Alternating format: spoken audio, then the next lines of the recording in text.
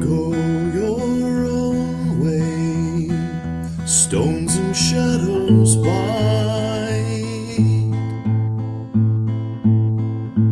willows whisper of darkness deep and wide.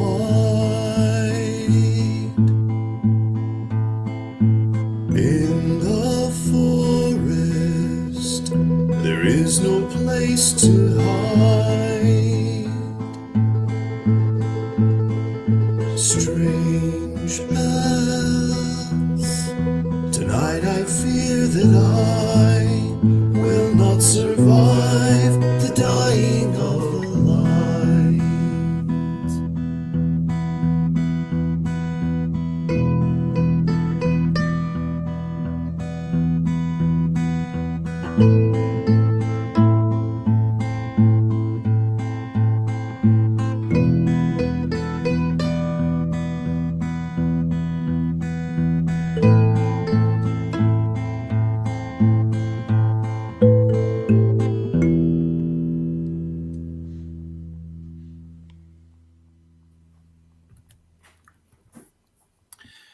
This is The Dying of the Light, Starfall Collective. The Starfall Collective is a collaborative storytelling group using the Dungeons & Dragons game system as a vehicle for creating rich and compelling stories in a fictional world we've been developing together for a while. You can find out more about the collective, as well as the stories we're telling, at Starfall. It's a new episode. Let's find out who's in it. I'm Sir Robert, a father and entrepreneur, and the host of this season's story. With me tonight are a few friends playing some of the characters in this drama. Just to remind our listening audience, the way this works is, as the host of the season, I know the main story, but I don't know what the characters are going to do. And the characters have control over what they're going to do, but they don't know the main story. That's what hopefully makes it interesting. Let's go around and introduce yourselves and your characters. Please say your name, something about yourself if you like, and a brief description of the character you're playing. And if you would like, something about your character's take on this place that you are in. To remind our listening audience and our players, in the previous episode, the players looked around this kind of walled city, smaller than their black walled city, but here nonetheless. They explored it a little bit. They went all the way up one spiral staircase on the left of this building, and they went part way up the one on the right. There was a third one they have not yet explored, and a town they have not yet explored. But Diamondback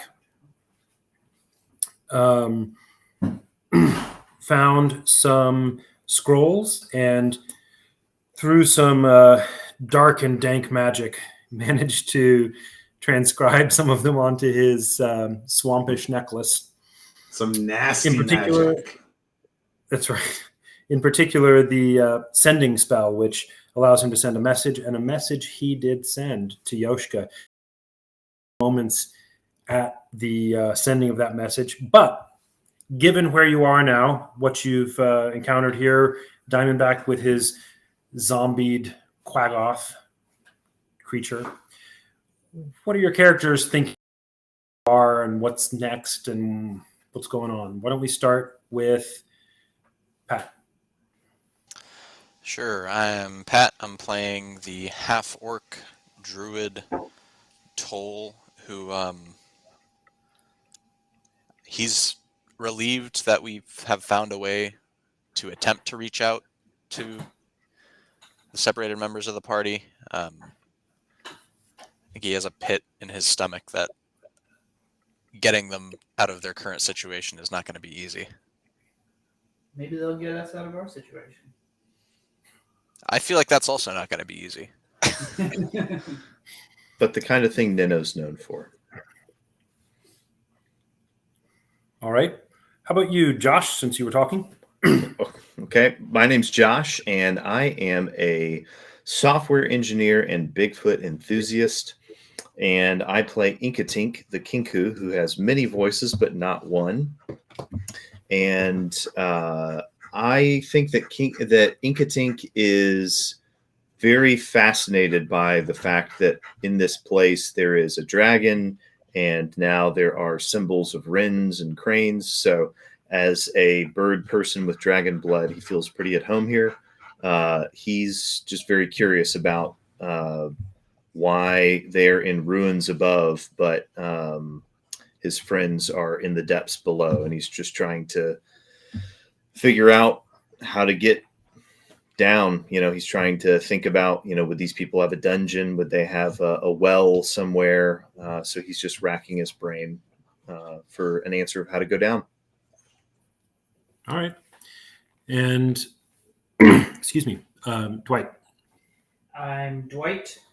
I play Belvari, who is making friends with the unicorn. And there are some people that everyone seems to be concerned about that Belvari met once.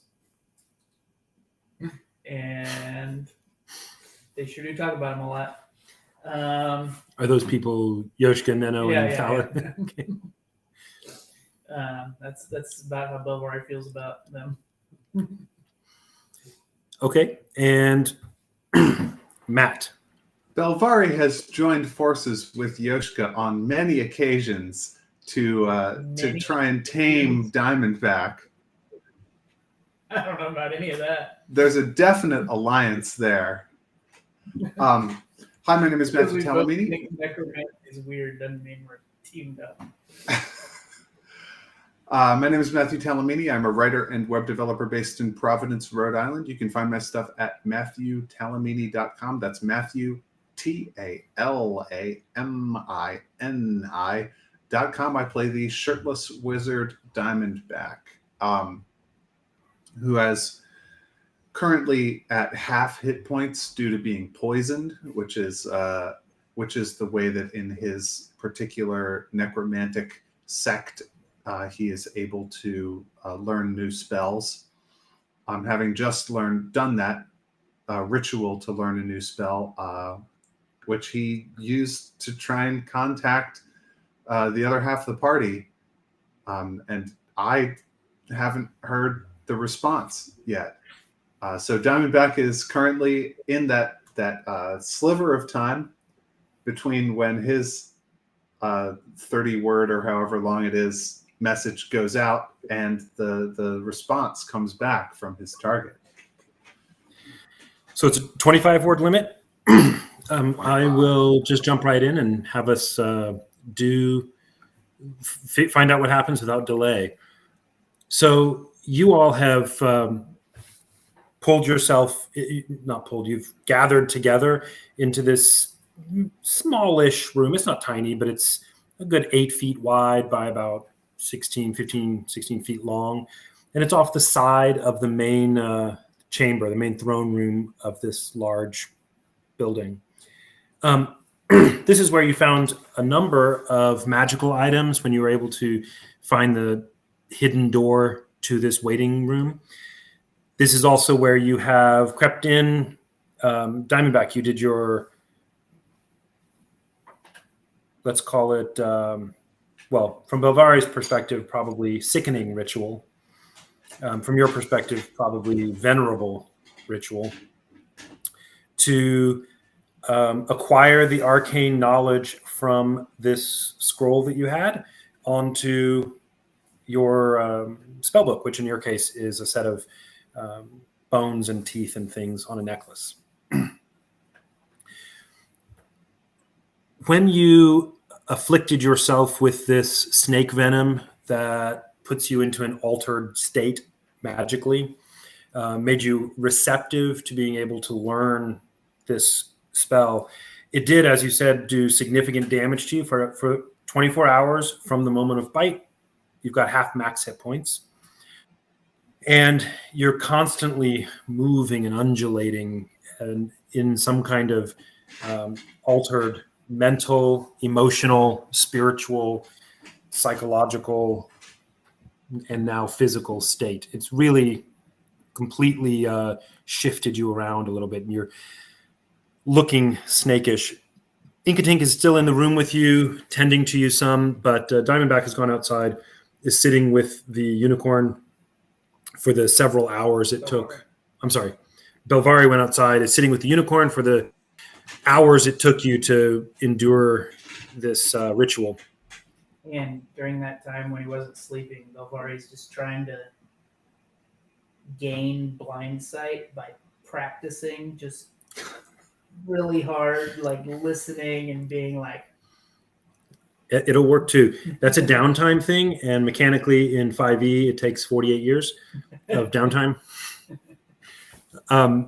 True facts. So, that's right.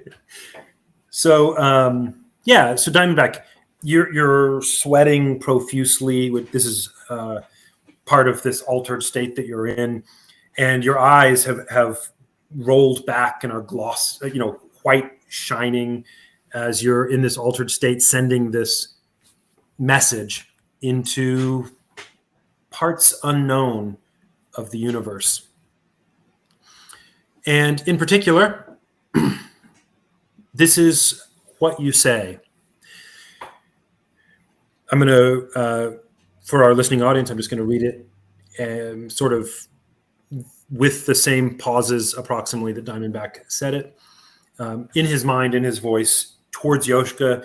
The rule is, as the game is written, that Yoshka hears it, or rather receives the message in his mind, recognizes that it's Diamondback, and can immediately, not like waiting a long time, but he can take a few seconds and respond with 25 of his own words directly to Diamondback's mind, and excuse me, directly to Diamondback's mind, and Diamondback will recognize it similarly. Here's what Diamondback said. We're in the hole, above ground, magically dark. 6 hours walk from edge. Entered same place as you, in Stonewall City. Where are you? And Diamondback, you kind of quake and shudder as that message goes out from you. Nobody but you in the room can feel it, but you have a real sense of like the fact that you're sending something. You're really throwing something real out there. And if anybody could have seen it, the black mist swirls around you thickly, as magic does here, and it pulls throughout your body and then dissipates out of the front of your head as the message is sent. You wait, shivering and quaking, for the response.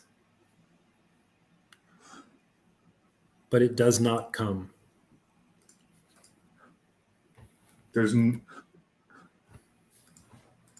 Minutes pass,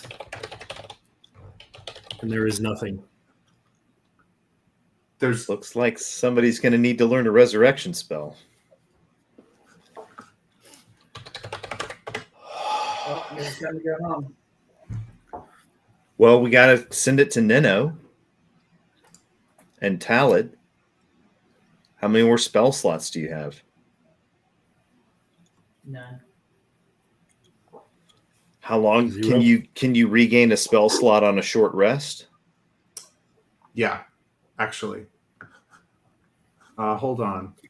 Rest You can send the message across any distance and even to other planes of existence. But if the target is on a different plane than you, there's a 5% chance that the message doesn't arrive. So either 1 in 20 it failed, he's dead, or he chose not to answer. No, Those if are he's dead, wouldn't he be on another plane of existence? I don't think in D&D it works that way. Oh, It may be. I just don't know. I don't know either. No, well, I guess we have to decide how it works in the Starfall Collective universe. Yeah. I don't know. Speak with Dead is its own. Well, That's true. Speak with Dead is for a corpse. I don't think that there's really a contact the dead spell, which I'm okay with. Yeah, I mean, I think that the only Yeah, course of okay. action we have available to us is to let you regain a spell slot and try He must be try dead. Nino in an hour, and Let then me try see. Talad in an hour. I know I have a feature. Yeah, so once per day when you finish a short rest, you can choose expended spell slots to recover up to a combined level of 3. None of the slots can be 6th level or higher. So yeah, I can rest for an hour and attempt this again. So I go to Belvari, and Belvari, you see behind you the physically very strange looking, very ill Diamondback. And I say, Oh man, what's wrong with you? Belvari, I successfully cast the spell, but it seems that the message was not received. I fear the worst. I fear that our friend Yoshka is dead. Oh man. So I guess we should go home. Well, if I rest for an hour, I should be able to Just real quick, regenerate sorry. enough. Before that moment passes, sorry. I think when you say I think Yoshka might be dead, I think you see Inkatink actually, like, his feathers ruffle back a little bit and like everything flattens straight back, and you see him kind of rock backwards onto another foot, and he seems to be visibly affected by that. And I think even Inkatink was surprised that that happened. But go ahead. Affected positively or negatively? I don't know, man. You gonna make an insight check or what? Well, I probably am not even touching the thing, so I probably don't notice. And even if I were, I probably wouldn't notice. So I was gonna say between Diamondback and Belvari, I'm not sure which one the sociopath is. he's not a sociopath. He's just takes longer to get to know people than a few hours. So, So the Diamondback- rule of thumb here, just a mechanical issue here. The rule of thumb, or I guess the formal rule in D&D is that you can take a long rest only once every 24 hours. And a short rest is a more of a rule of thumb. It's not hard and fast, but you can do 2 a day. Obviously, super strenuous effort might throw in a third, or if it doesn't make sense, cut down to 1. But that's just to give you all a sense of how many you can take. Y'all have just taken long rests. Mm-hmm. Yeah. But does it seem to Diamondback like it would be possible if I rested for an hour to use my arcane recovery feature to get a 3rd level spell slot back and then cast the spell again? I don't know. Let me look up arcane recovery. Player's Diamondback Handbook, knows page here and 115. We could go some other rocks.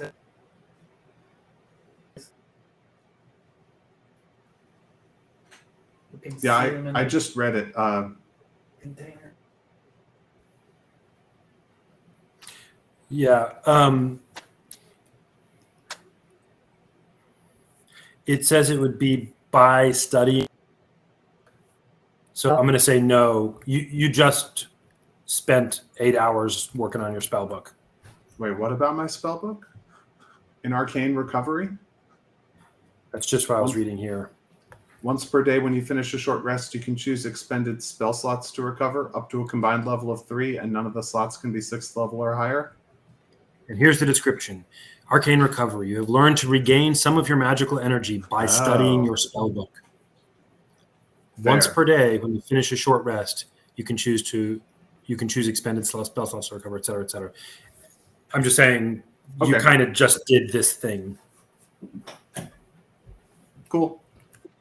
I say I'm not able to cast this. I'm not able to cast the spell again just yet. perhaps tomorrow. Maybe you can maybe- head home and rest. Yes, I think we need to decide what to do. If Yoshka, this is a powerful spell. If Yoshka cannot be contacted by these means, it's likely that he exists not at all anymore.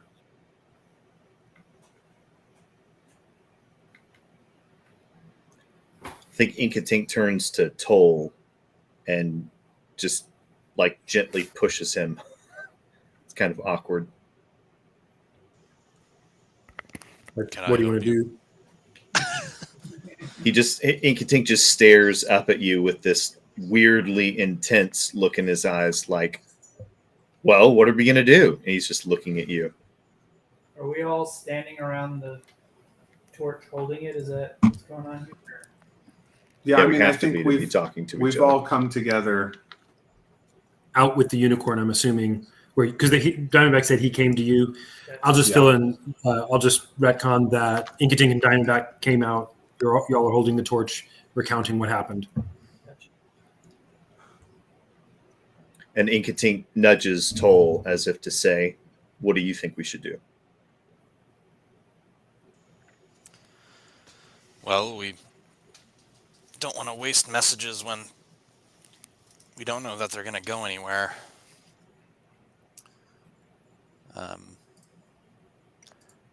I can. I think I had components for locate object, but I think that only works with like 1,000 feet of range. It does, but if we ever get to the point where we need to look for them, we can look for like the red button on Yoshka's cap or Right. Neno's skirts or Yeah.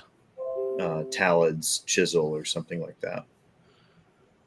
I have enough to cast that twice. I actually also have components for message. Is there a range on message? I think message has a range, Okay, yeah. and That's why sending does sending not. is so 120 powerful. feet, Oh, yeah, that's not going to work. Okay. and you have to be able to see it and point at it. Well, that's definitely not going to work. I think Inkatink is going to consult his familiar and tell it to look for a well or a cenote, something that's got like a hole going down into the ground. And he And I just lets... Go ahead. Just let me reiterate that before, this is for the listening audience, remind you, but also to you guys, but the way you found this hidden chamber was that you rolled investigation checks, and in particular, I believe it was Toll, Diamondback, and Inkatink with the help of his familiar, or vice versa. Rolls were all, I think they were 18, 24, 27, something like that. Yeah, there's nothing below this. What Diamondback, who was looking for any kind of entrance to something downward, found was that it's flat and all of the holes that run outward go horizontally with a trivial downward slope. What Talad found in investigating the inscription, sorry, not Talad, Toll found in investigating the inscriptions and the art is that the depictions of this place are all marshland. This building that you're on, you remembered, is itself on a built stone foundation rising up off the ground level. And then Inkatink, your familiar, you had sent to look for hidden chambers, and it found this one. With those rolls, you all found what there was to find. Yeah, so I think spreading... so the next question becomes, which way does the land slope? Right? That's it. Can I send my familiar out to figure out which way is up and which way is down? Nothing fancy. I'm not asking for a topological map. Just, does everything seem to be going down in any particular direction? And I'll let him go out for an hour to search around trying to do that. Let me, oops, sorry. Dang it. There we go. Okay. Yep. Great. Your familiar flies off. Okay. Your bat flies into the darkness. I mean, can we did use find locate all these- object to find like broad stroke categories of things too. So would you allow me to use it to find like an entrance into some sort of sub level or something? Let me look just at the description just to understand what it's saying. I remember that it is for like kinds of things like hats or something. Yeah, you can use it for specific stuff, but I think also for like general stuff. Okay. The text says, describe or name an object that's familiar to you. You sense the direction of the object's location as long as that object is within 1,000 feet of you. If the object is in motion, you know the direction of movement. The spell can locate a specific object known to you as long as you've seen it up close within 30 feet at least once. Alternatively, the spell can locate the nearest object of a particular kind, such as a certain kind of apparel, like a hat, jewelry, furniture, tool, or weapon. It cannot locate an object of, if any, thickness of lead, even within sheet blocks. Okay, so I have two questions here. So I would say no, you can't find like the entrance to a hidden thing. It's not like it's not the shape of the thing. You wouldn't be describing that. I would let you find staircases because those go up and down, or ladders, or things like that. One thing I don't know about this is if there are. Oh, okay, I'm sorry. It does tell. It actually does. The spell can locate the nearest object of a particular kind. So, Toll, if you were to look for a staircase a staircase, which presumably is up and down, you would find the nearest one. You couldn't be like excluding these ones that I know about. Right. Basically, my read of this is my sort of common sense read is you're finding one of these kind of things.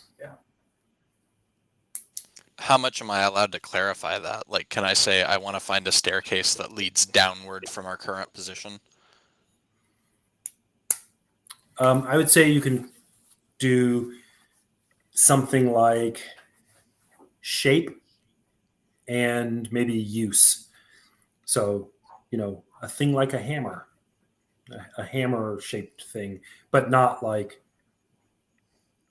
a knife that was once used to open, to cut 3 ropes at a time. Or You something. might be able to locate a well, and we just know if there was a well within 1,000 feet. 1,000 feet. But I don't I've know only how- got 2 casts, so I really want to be deliberate.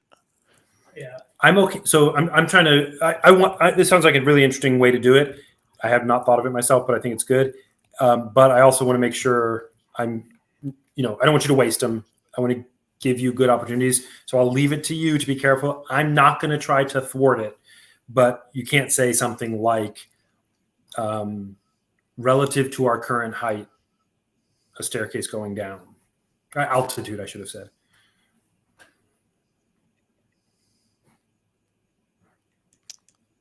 Okay. But if there's something clever, if y'all can think of something, I'm totally happy to interpret it, favorably for you. so we found all this cool stuff in this little chamber, and I think there's another tower in this keep, and then also other little buildings around outside the keep that we could look into and see if there's other stuff. Yeah, I guess searching the old-fashioned way is probably a good initial approach. How many buildings are there that we haven't gone into? I think we've only gone into the one, right? Yeah. That's correct. You've gone into sort of center palatial keep. It's not like exceedingly opulent, but just for your minds, think of a sort of Scottish castle that's, on a marsh or moor or something, and, is room enough for a extended, well-to-do family. That's what this building that you're in is. and there is a town of some size that you can't tell around it with a very thick, strong wall.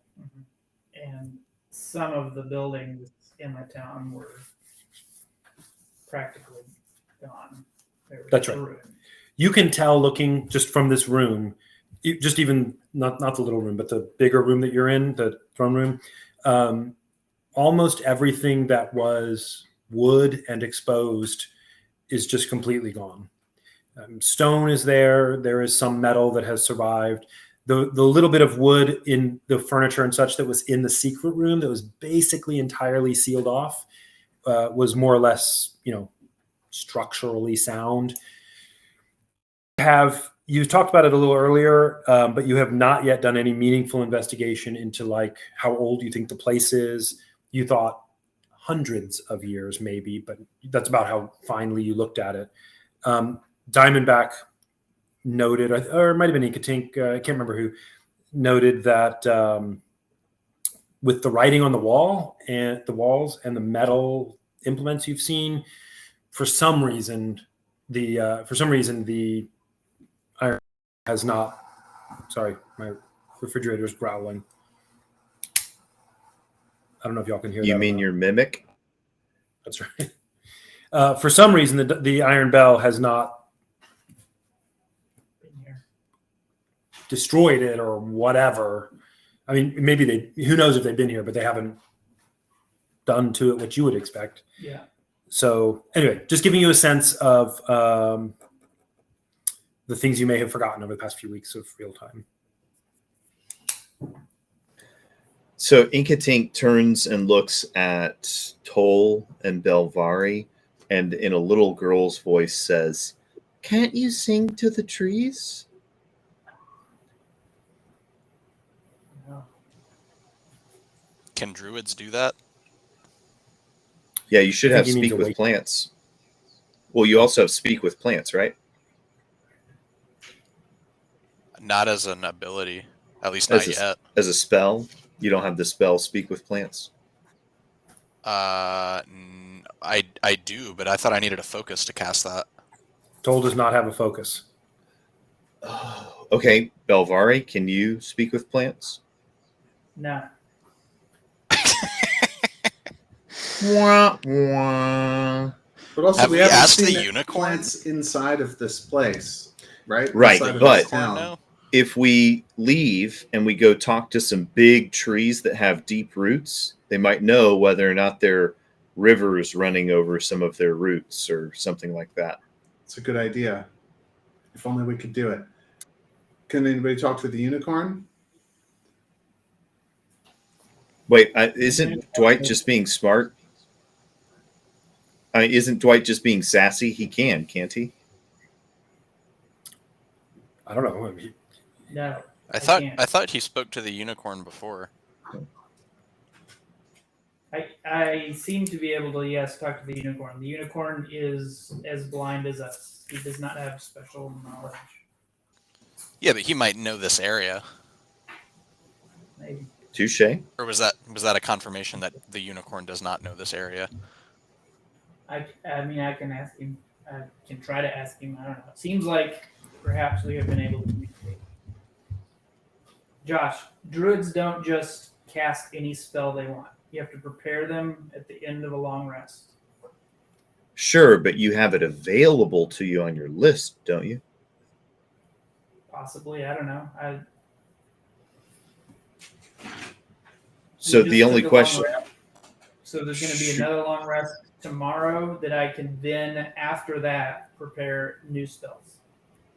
just throwing it out there on the stack of tactical options. Very good. Oh, you know what? I can use my staff to cast Speak with Plants. It's not a spell that I've learned. It's part of my staff. There you Oh, go. nice. So if we found a particularly promising tree, we could ask it, do you have river running over your roots? So there are big air pockets that your roots are exposed to or go around, anything like that. I can also cast Speak with Animals if y'all want me to ask the unicorn, but I don't know if that's... Yeah. What's the level of communication that Belvari has with the unicorn? I don't know. Seems like I've been possibly able to understand some of its thoughts. Oh, you know what? I don't even know if speak with animals would work on a unicorn because it's not a beast. Or is it? I don't know that either. Let me check. I don't think it Could it is. count as a magical beast, something that straddles both categories? I mean, we just have to look it up. They'll tell us. Unicorn. Celestial. Matthew's muttering some puritanical fundamentalist D&D nonsense under his Yeah, breath with I the think mute it's on. not. I think it's not a beast. It's a celestial. Actually, Was he speaking to it in Druidic, though? Because Tol knows Druidic. I mean,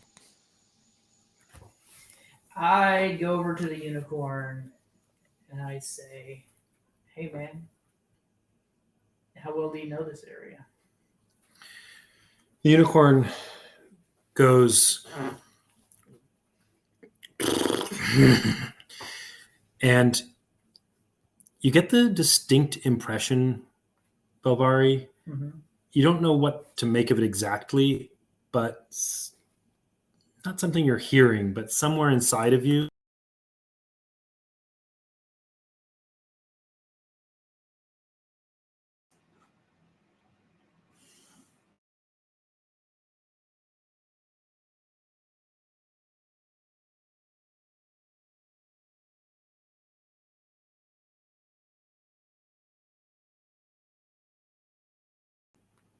I unmuted. Just so you know, our audience on Twitch and YouTube also will not be able to hear that. That's okay. I'm recording it and I'll splice it in. Okay. The I don't quite seem to be able to follow what he's saying. He seems to be trying though. If that Look, does he know where the TCBY treats is or not? I need Froyo. he does not. The unicorn stabs in. I mean, that means he's your friend. So. Just play it. Now, I'm the soft serve. And he just starts like, ugh. But That was good. Okay. Okay. I'm here. What do y'all want to do? Yeah, let's go look in some of these other buildings. Or I think there's another tower here we could look in. We could finish looking in that one that the Quagoths. Quagoths came out of. yes, but let us be very cautious. I'm much weakened by the ritual. You want to just like stay in the room and Strengthen numbers. okay. I mean, you won't be able to get away from whatever comes at us without becoming blind. I know. Inkatink says in Diamondback's voice, "It's okay. I can become invisible." Right. But Yeah, it doesn't. fire I mean, nobody a can bit see more. anything in here, so invisibility doesn't help a whole lot. But Never mind. yeah, Okay. So you get up the the side of the chamber that you're on. So when I say left, I'm assuming when I say left and right, talking about this room, I'm assuming that it's from the perspective of someone entering the room from the front. So you're looking at the thrones. If you were looking at the thrones from the front entrance, you're looking at the back of the room. The tower to the left, Inkatink went all the way up, and it seemed Made a friend. somewhat. Yeah, that's right. No, Sorry, that one, there was nothing. You went all the way there up. there was nothing there. Give me 1 second. I'm just on call, so I have to make sure I'm being mindful of it. But I am not. Yep, I'm good. I'm gonna turn my volume down a little bit. Listen, guys, so where is everybody in the party on the post-party vis-a-vis TCBY treats? Okay. I don't know what that means. Okay. So facing, if you were standing in the front of the front of this room, facing the rear, the throne would be directly in front of you towards the back wall, and to the left is this hidden room that you're in, or now right outside of, with the unicorn. Back in the back left corner is the antechamber and then long kind of hall room with a spiraling staircase. That left staircase you have explored all the way up. There's a symmetrical other side of this building, a right-hand antechamber and a right-hand kind of preparation room, that sort of ovoid shaped room, and a spiral staircase there. Inkatink went halfway up, if you at least compared to the other side, where he went halfway up and there was an open chamber. That's where the two Quagoth were. He ran back down. Y'all dealt with that.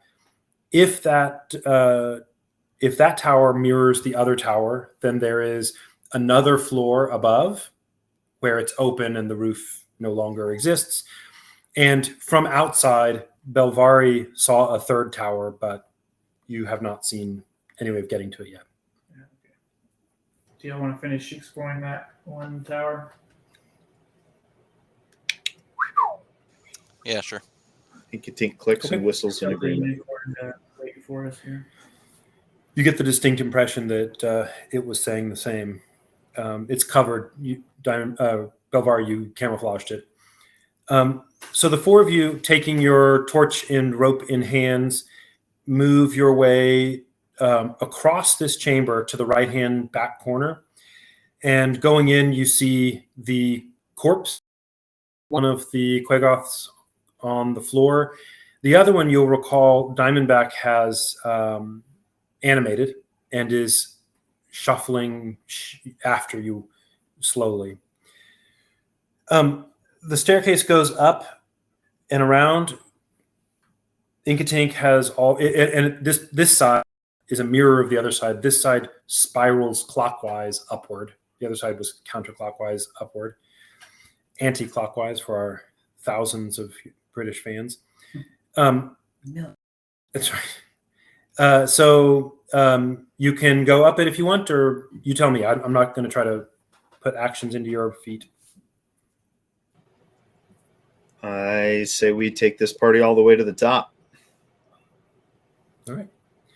You ascend, and it takes moments to climb the stairs to get to where Inkatink, you saw the two Quagoth. This room you saw with blind sight, so just surfaces, but it's like what you saw. You all now can see it in this sort of reasonably well lit black and white that is provided by this torch. By the way, I'm assuming that you all have been changing out the torch when it burns out. Every 2 hours is what's needed for that. I will tell you in just a little bit, where you are on that. Torches could be made. I'm not going to be a real stickler about that, but just to let you know, you are running through a resource. This room is, as the other one was, there are holes that are tall, narrow windows on several points around this room.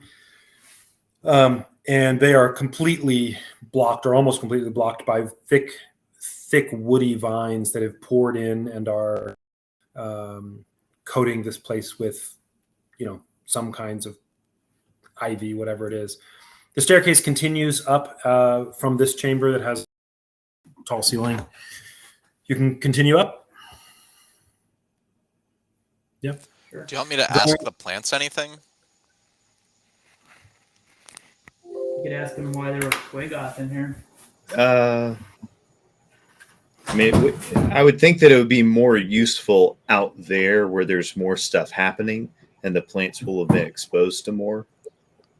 And they've got roots that go like now here where we are, we know that we're on a foundation. It's incredibly unlikely that there's a way down from here. If there's something, it's your spell. You use it however you want.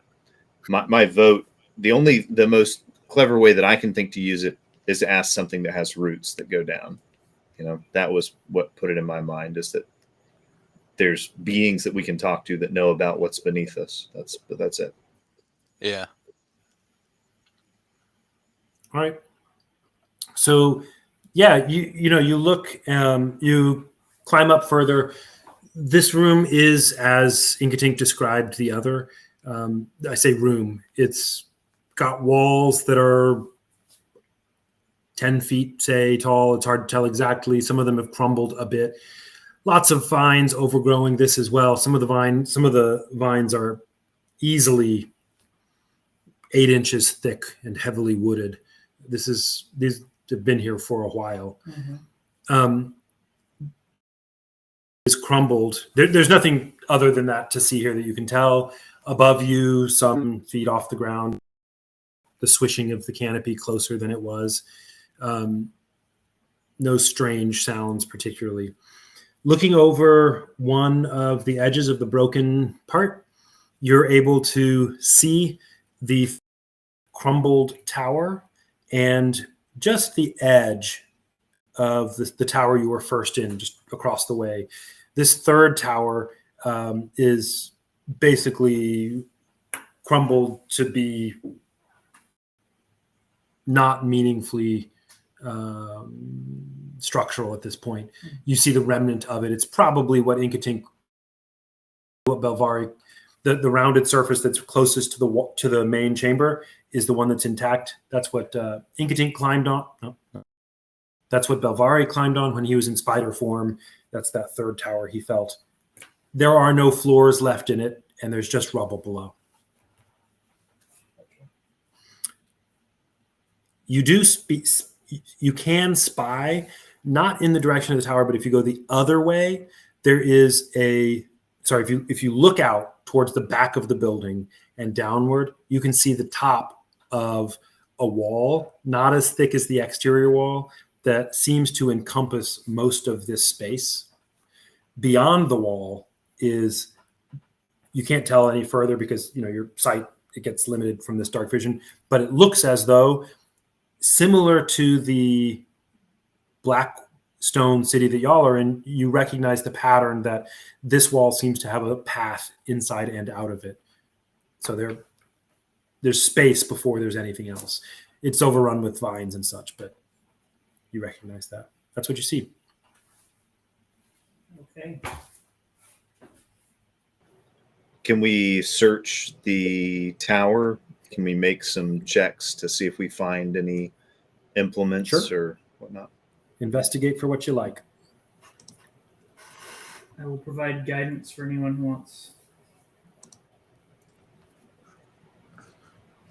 Yeah, I'd like to know about the. Well, I've probably already rolled history for this building, so you probably won't let me roll history for this building again. Not from within the building, but you haven't Okay. been in the rest of the town. Yeah. I will say, I'll tell you something obvious to all of you.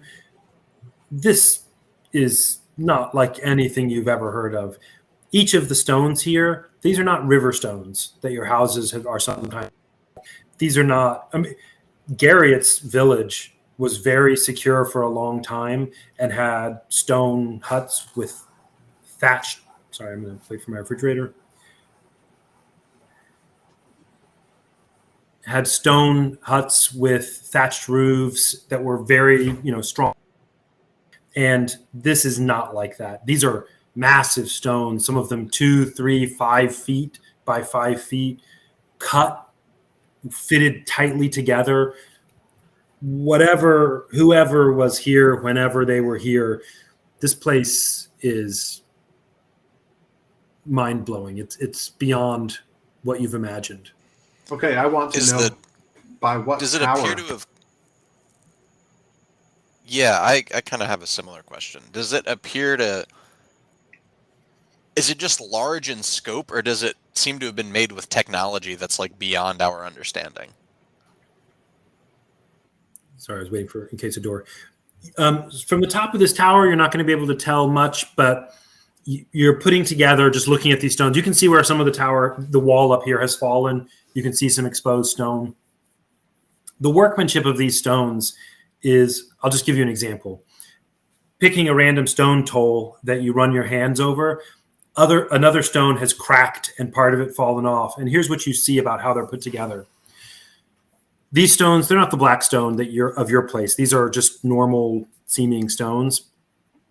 But the one that you're looking at is several feet, maybe 3 feet wide 2 or 3 feet deep, and it has a pattern of ridges carved into the upper surface, like the bones of a fish, these angled sort of ridges. And you can see on the broken stone that has fallen, it has also the same kinds of ridges carved and they're protruding out. These interlock. Now, is that something maybe Talad could have done? He's a stone carver, the Oravan, right? Sure, maybe. But the amount of time it would have required to carve one of these stones is an immense effort for anything you've seen. They would have had to have used either some kind of magical means or some kind of metal implements. And looking around you, there are many thousands of stones here.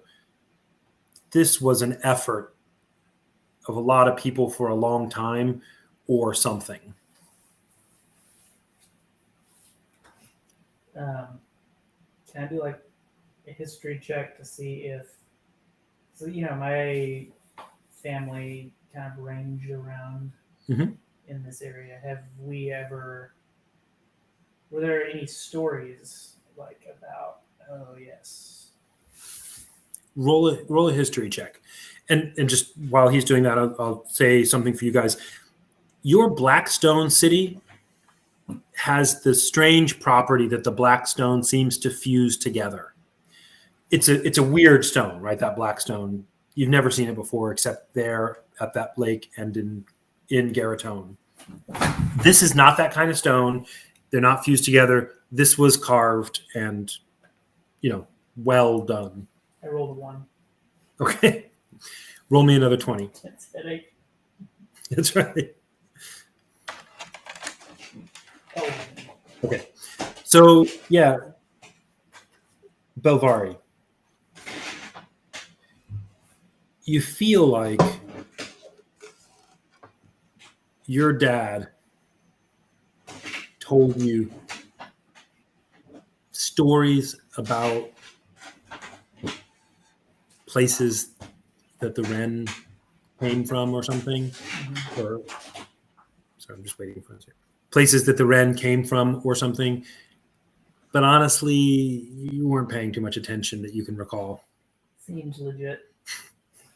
It was when you were younger.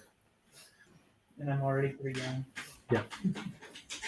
I would like to know by what means this was constructed. I would like to investigate, if possible.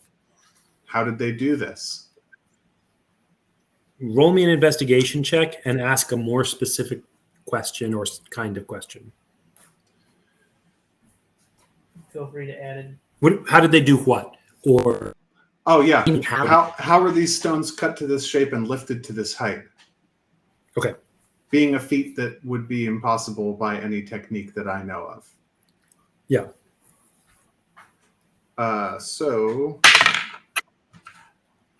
that's going to be a 23 investigation check.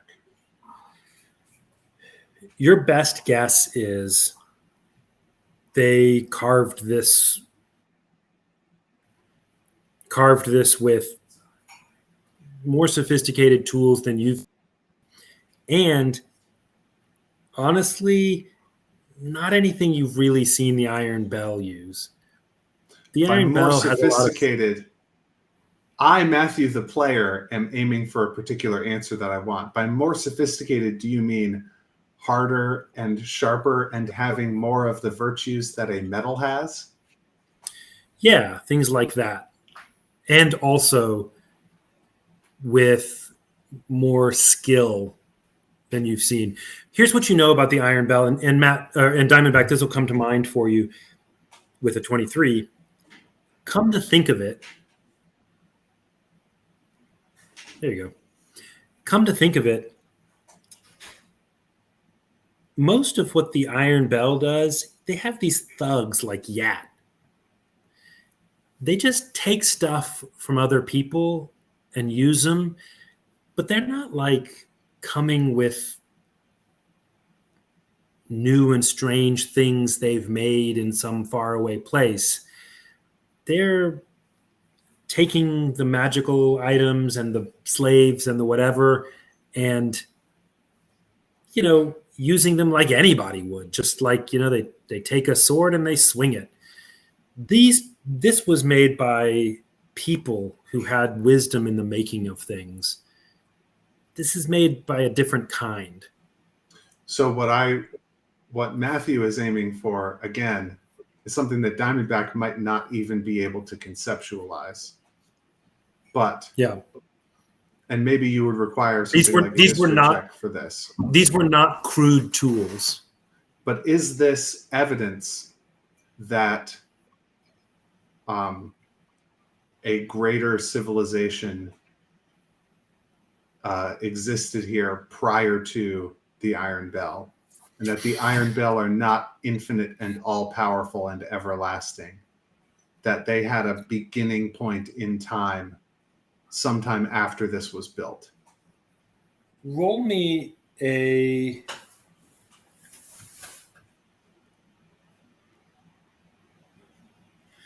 an insight check. Okay, insight's still pretty good. I'm a wizard. And these are your internal musings, Diamondback, unless you start talking with your roommates like, dude, what if up was down? Right. And then you can start having these strange conversations. 20. Okay. Diamondback, you're used to thinking in certain kinds of ways, patterns and shapes that other people would call inversions, life and death, ways of thinking about shapes like human and snake being not as different as other people might want to. A thought, or rather something more vague than a thought, a notion, wells up within you, but doesn't quite form all the way. But you have an idea because of something said to you once about the Baisugen, though he called her something else, saying that they were something like old acquaintances a long time ago.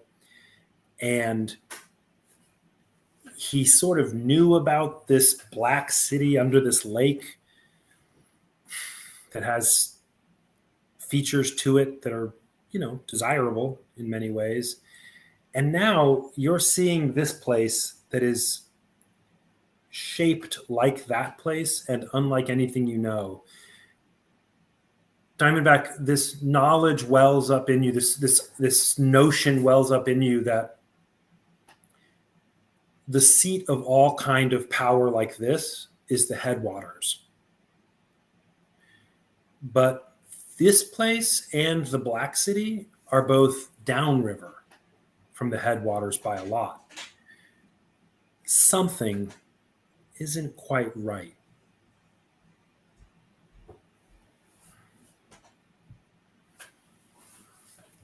Guys, everything you've ever known is a lie. I don't know what the truth is yet, but it's out there somewhere. Aliens.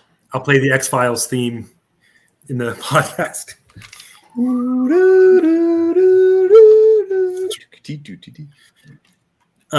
So yeah, that's when we got copyright strike. There's no way I did a good enough rendition for us to be in trouble. So that's what your investigation, coupled with Toll's musing, as y'all are looking at the cutting of this stone, that's what y'all come up with at the top of this tower. So Inkatink got a 19 to just search for interesting objects, implements, curios, the like. You do actually find several, I guess the right thing would be to call it bits of metal. honestly, most of it is so completely deconstituted from exposure that you find what probably were stains of rust or something at some point. You do actually find embedded in several of these massive, massive oaky sorts of vines, people sticking out. What is sticking out, again, has so long ago, has so long since deconstituted that it's shaped, but best guess is a room at some point. There's nothing useful that you find.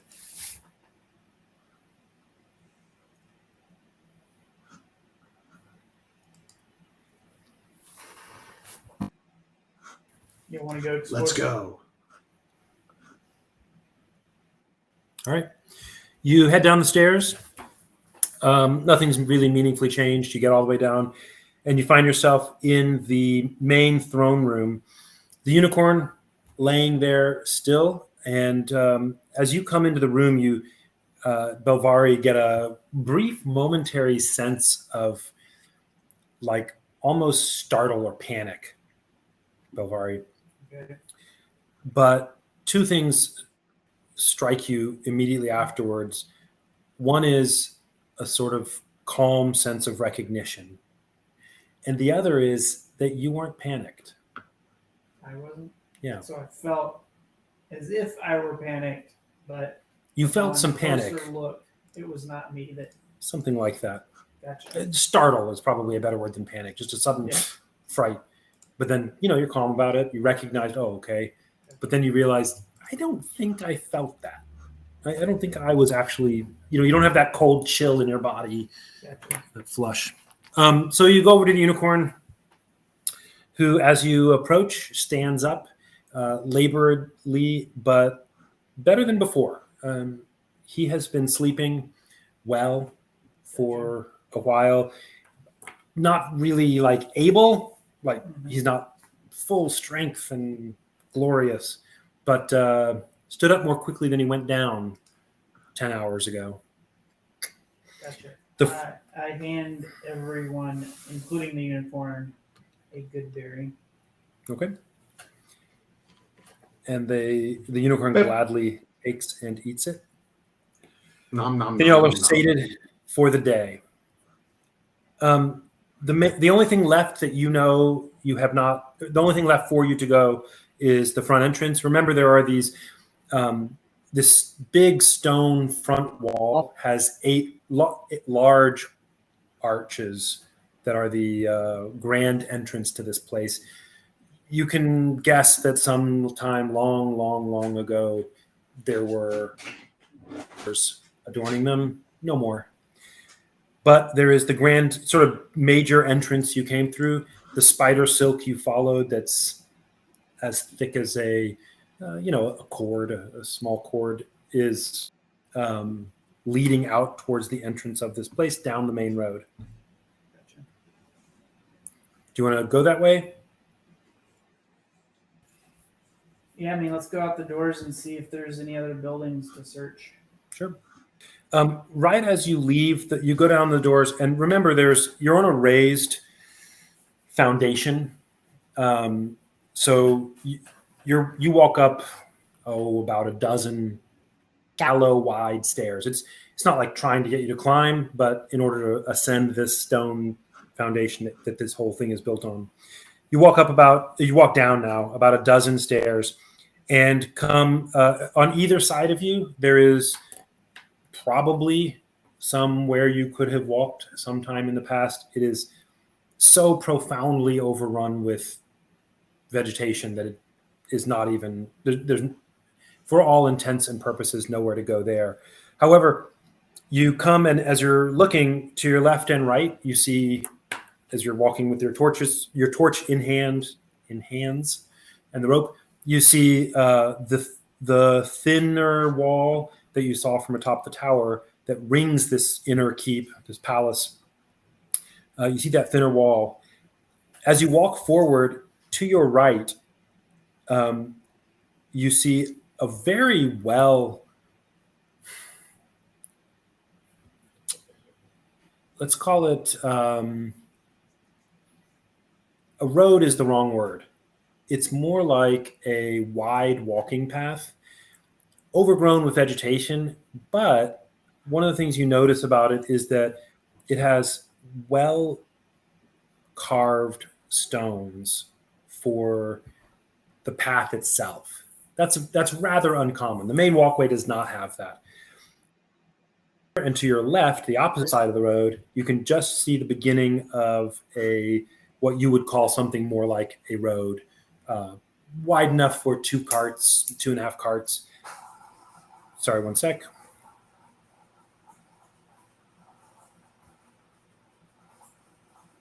And not at all constructed as ornately as this walking path that goes right along to your right around the exterior of this wall.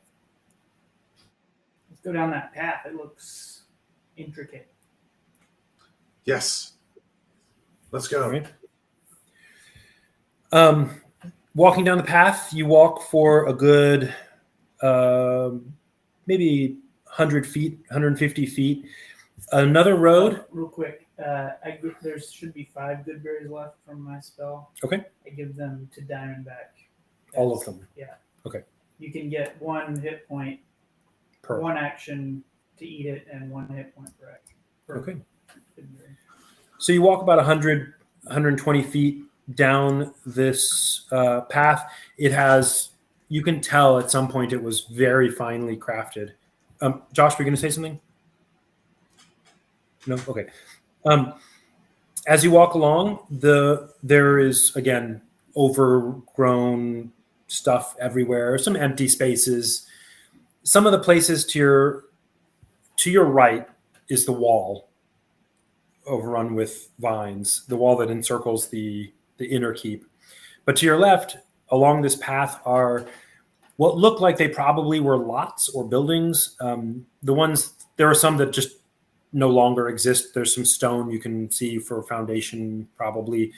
You're guessing these were wooden, or at least they have not survived at all.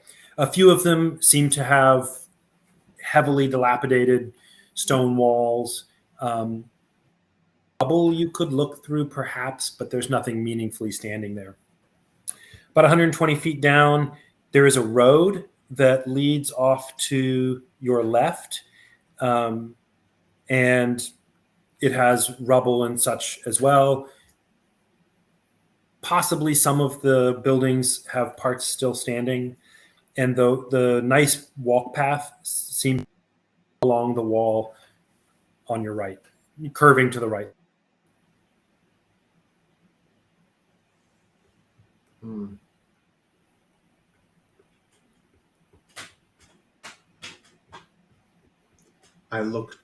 I crane my head leftwards to try and look around the bend as far as I can as we continue going. I am, by the way, I'm in the back. The other people are in front of me. We're all holding onto the torch, but I'm in the back and they're in the front. Yeah. You're in the south point of your compass rose there, relative to your direction of travel. You can see pretty clearly for about 60 feet, and for another 60 feet, it's dark, dim, shadowy. You maybe Diamondback. You know what? Roll me a check. Let me see. Just a perception check. Oh, perception? That's great. I happen to be attuned to a magical item that helps me with perception. Oh, are you attuned to your goggle? 21. Uh-huh. Your glasses. Okay. Are you wearing them? Yeah. Okay. So you see actually in great detail, though very dimly, a structure that looks more intact than the others. It doesn't look like it's in great shape or anything. It's just the walls aren't crumbly. They appear to be some kind of stone wall. It's down the road in the darkness. As y'all continue to walk at this ornate path curving to the right. You can come back to these, by the way. I have a physical map, so I'll be able to tell you what's happening. Or you can also go now. I don't care. I'm just saying you said as you pass, so I was going to have you pass. Good? I mean, I suppose we're Yeah. continuing along down the road. But the key takeaway is that one of these buildings is different from the others in that it's better. It's in better condition. Okay. Do you want to tell us about that building? I'm assuming you can see it and we can't.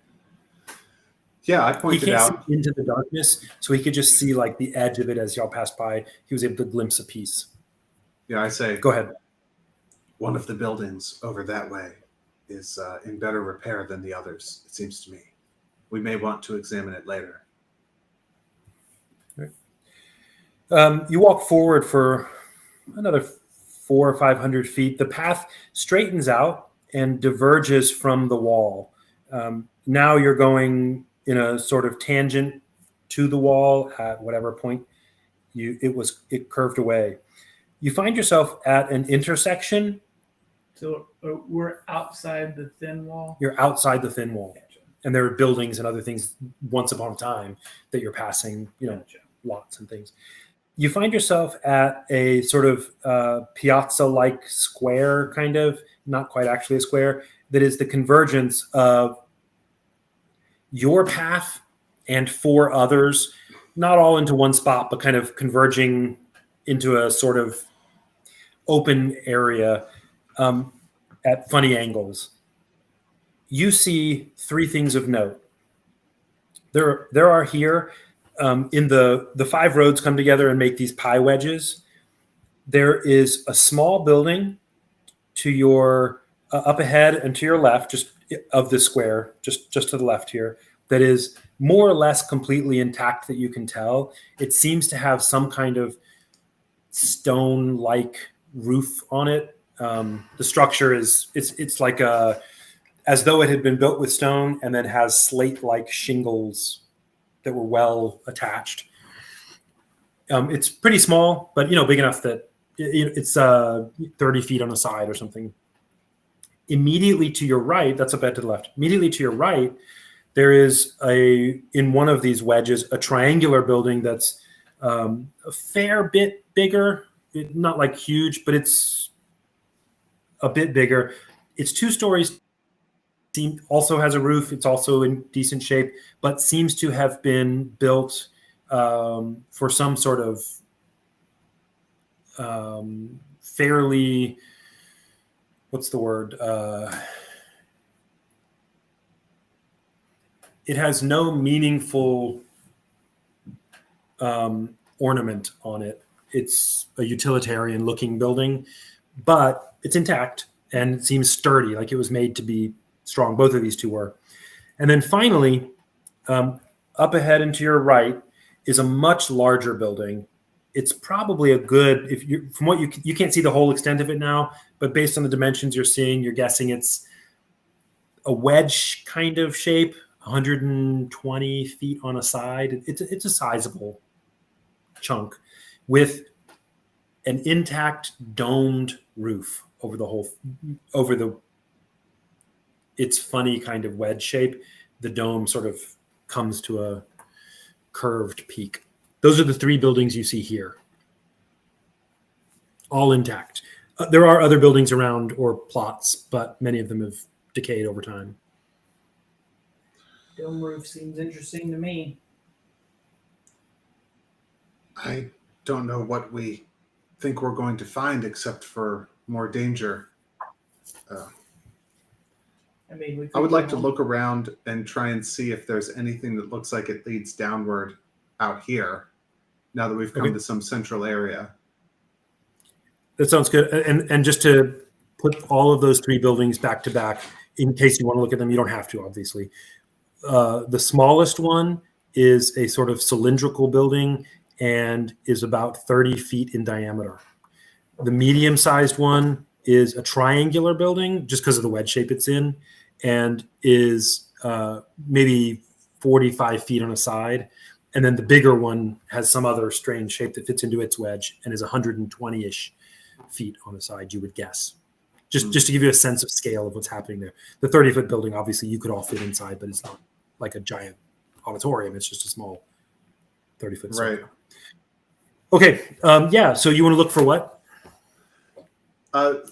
same as I was looking in the other building. Anything that looks like sewers, anything that looks like a cellar, or a basement, or And you're looking on the roads outside, or you want to go into a building, or what?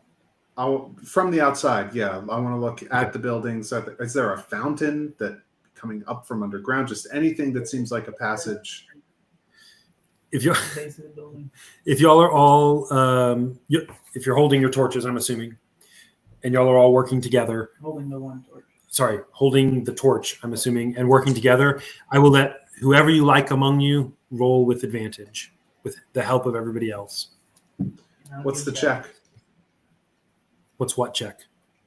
Oh, I'm sorry. Investigation. You're investigating. Investigation. Yeah, so I've got +6 in investigation. It should probably be me. Do it. The wizard. Do it with help, or I do it with that plus D4. Oh, you're going to give me a D4? Bovara gave you Sure. guidance. Love it. Here's the D4. Oh boy, not great. We're looking at a 15 total With advantage?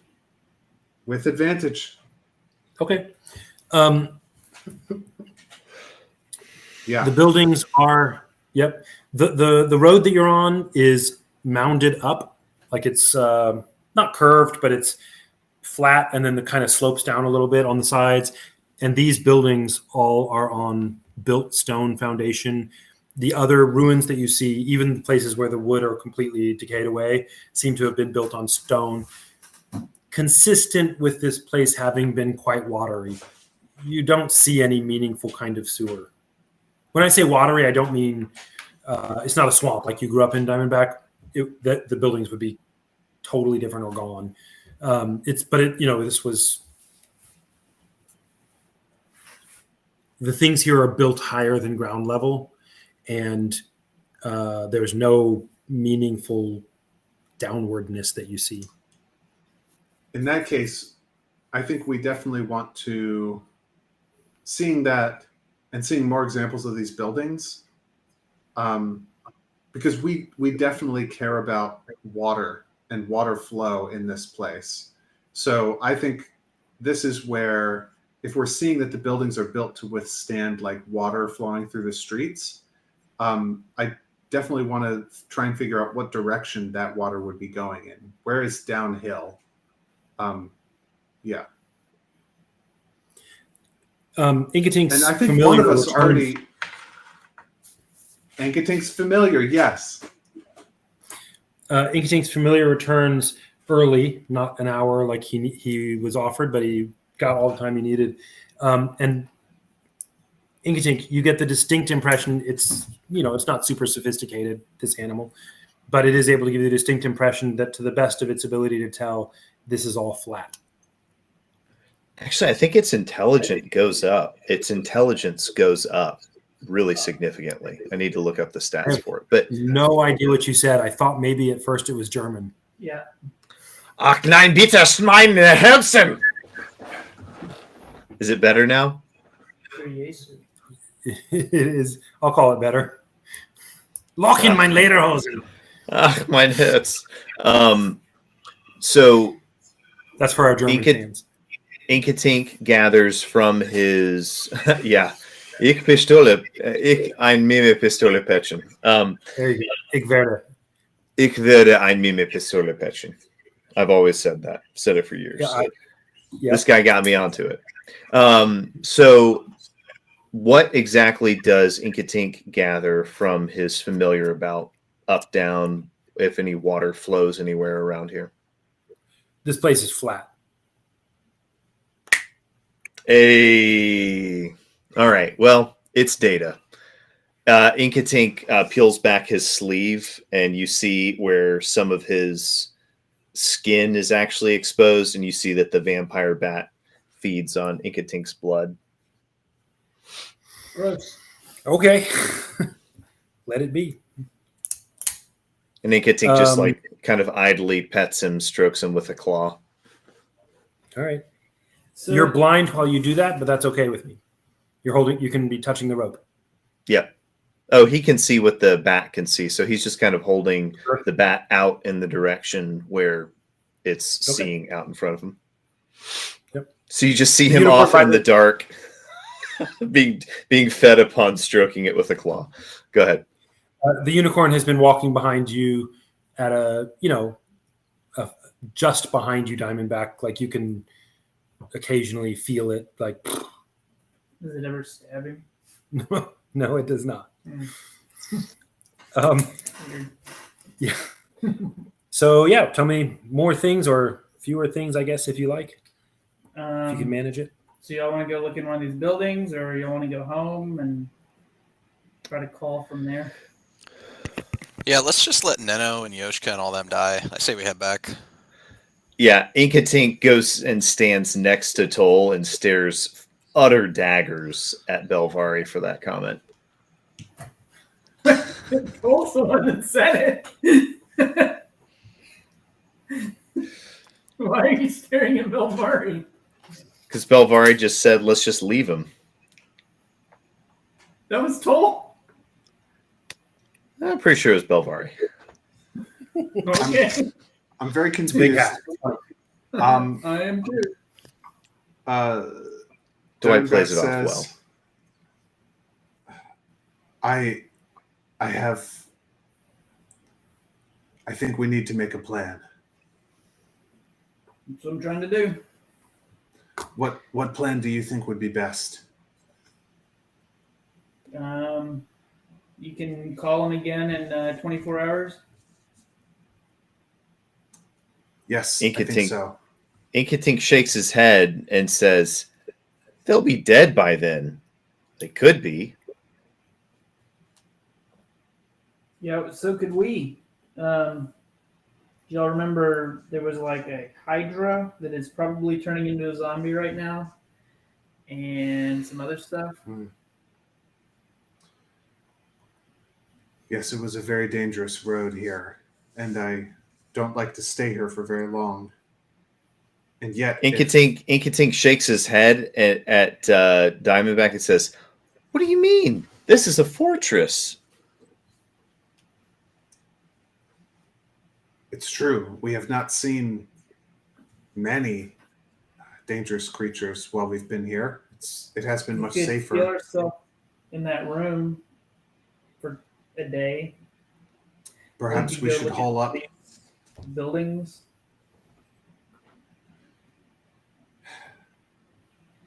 Sorry, Dwight, Yeah. can you say that one more time so I can get that clean and actually hear what you said? Sorry. We could seal ourselves up in that little room for a day, or we could look in one of these buildings, see if we find something. Maybe there's a stone of as many sending spells as you want. Maybe there's an interplanetary stone of friendship that they already have the other one of, and they guide us towards them. And Could be. when Belvari suggests this, you see the Diamondback, who's been after not receiving a response from Yoshka, was sort of a little crushed and like feeling aimless and asking other people what to do. When you sort of put the idea of maybe there's more magic treasure around into his head, he's sort of you see the spine straighten a little bit. Yes, indeed.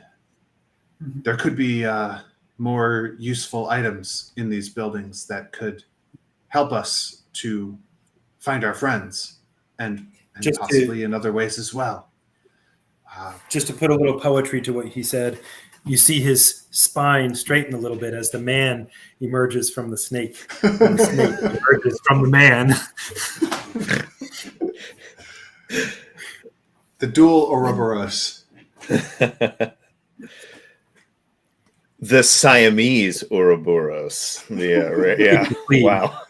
Worst cat I've ever had.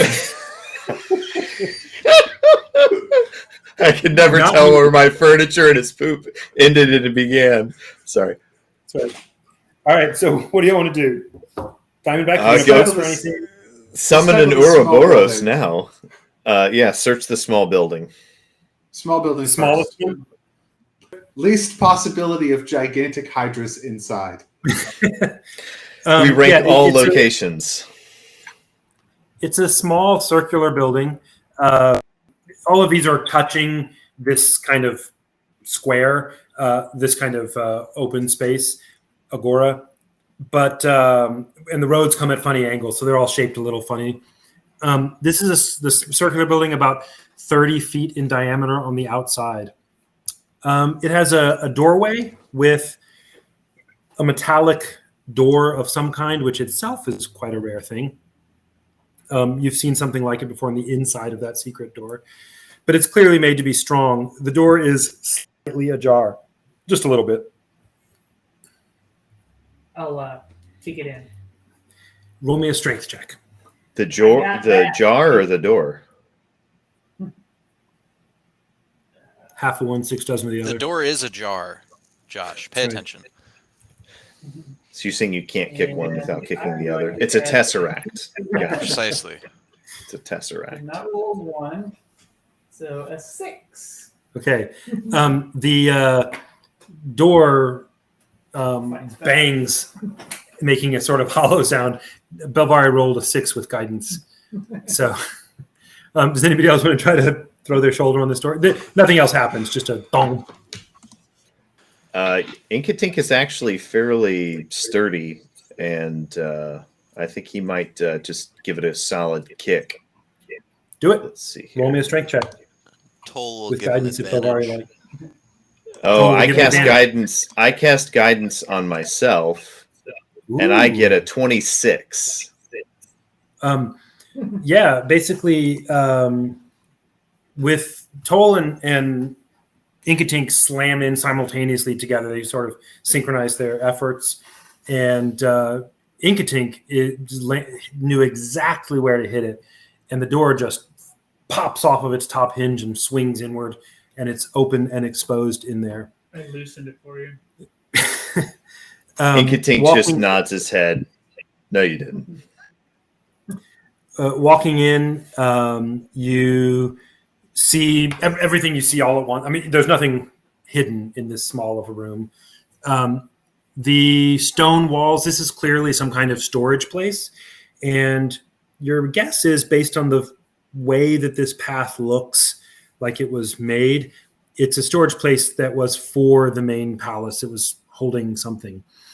As a matter of fact, it's pretty clear what it was holding. There are small little vials and phials on many shelves, some of them tipped over and empty, but others of them with contents.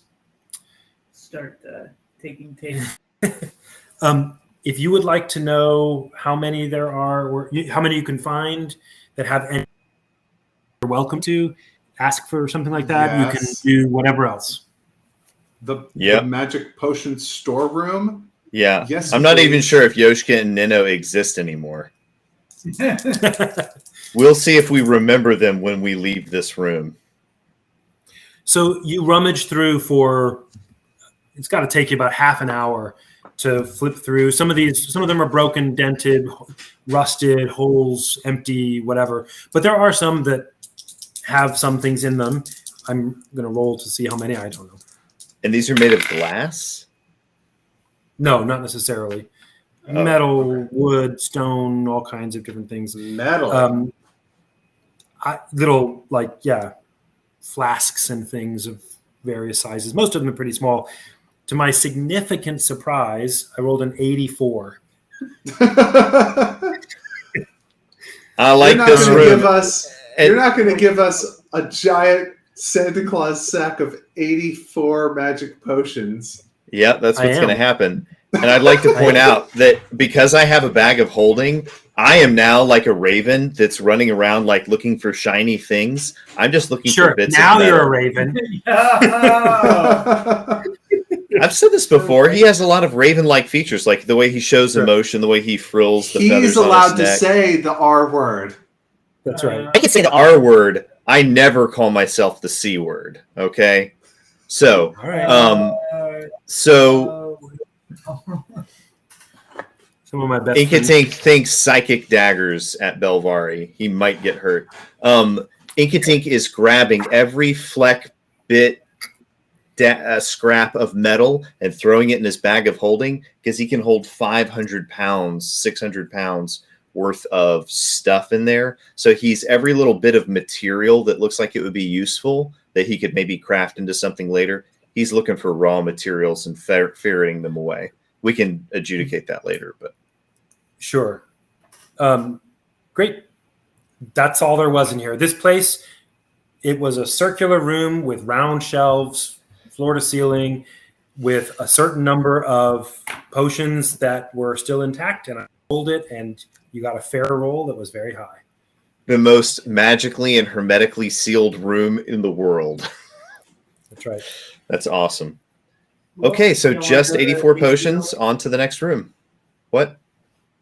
You want to go to the medium tower? Inkatink The nods next his head. building.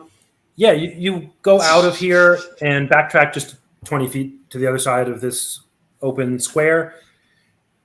Belvari Square. sort of mentally thinks towards the unicorn. Doesn't he look like a crow when he's doing that? And inwardly, Belvari, you chuckle to yourself, or was it to yourself? Can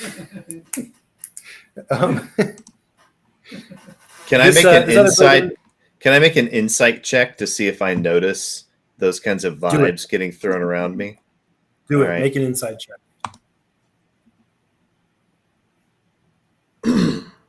8.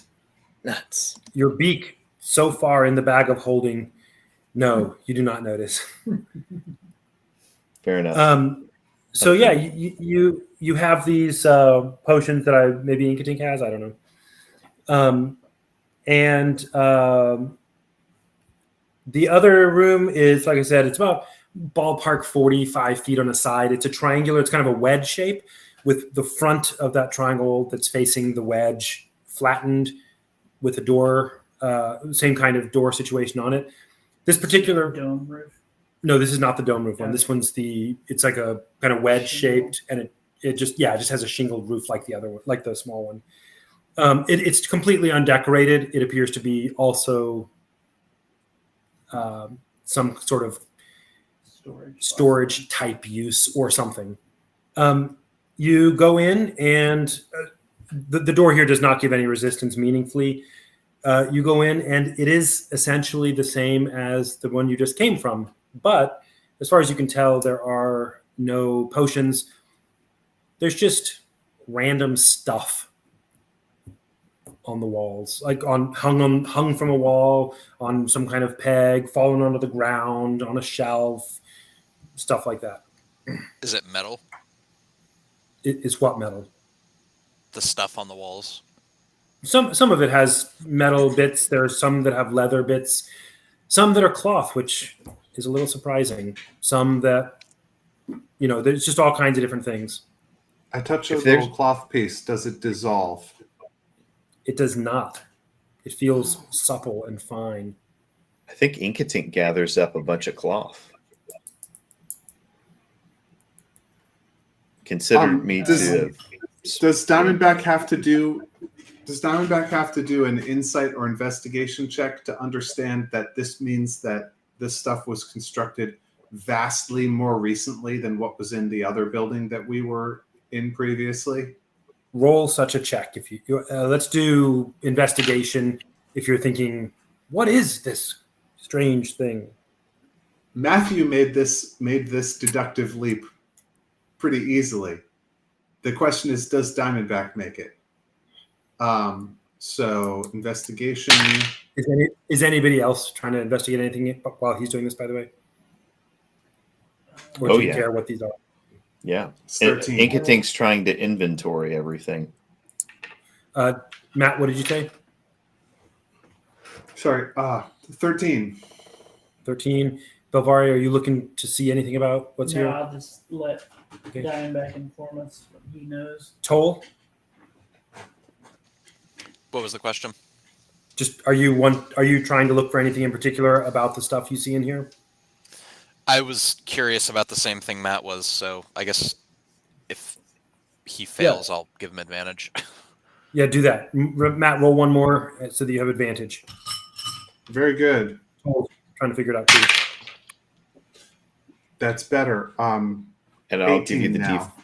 I'll give you the D4 of guidance if you don't have it. Oh, but I shouldn't. This should be a very easy check. Matthew, the player, just figured this out in a second. Yeah. Let's just make sure you get it. Okay, 21 to figure out 21. whether the cloth that doesn't dissolve is newer than the bodies and other stuff that just dissolved on touching. With a 21, Diamondback realizes obviously this is not newer, but it's magical.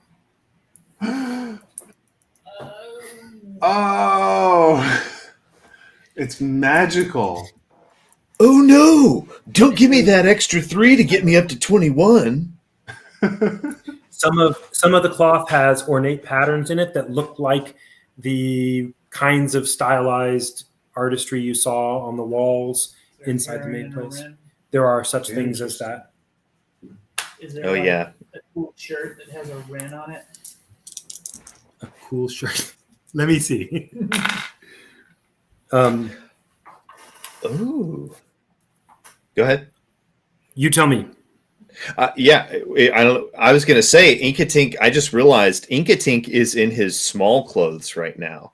He took most of the material of his black robes and stuff and converted that into bandages for our friend with the long face. So he's looking for robes too. I think he and Belvari are both trying to go clothes shopping. Maybe we'll finally bond over something with a clothes shopping montage. Why would you make clothes out of cloth with a strange enchantment on it, which you don't know what it is? And it's Exactly. also not just Live a little. Live a little. It's also not just cloth.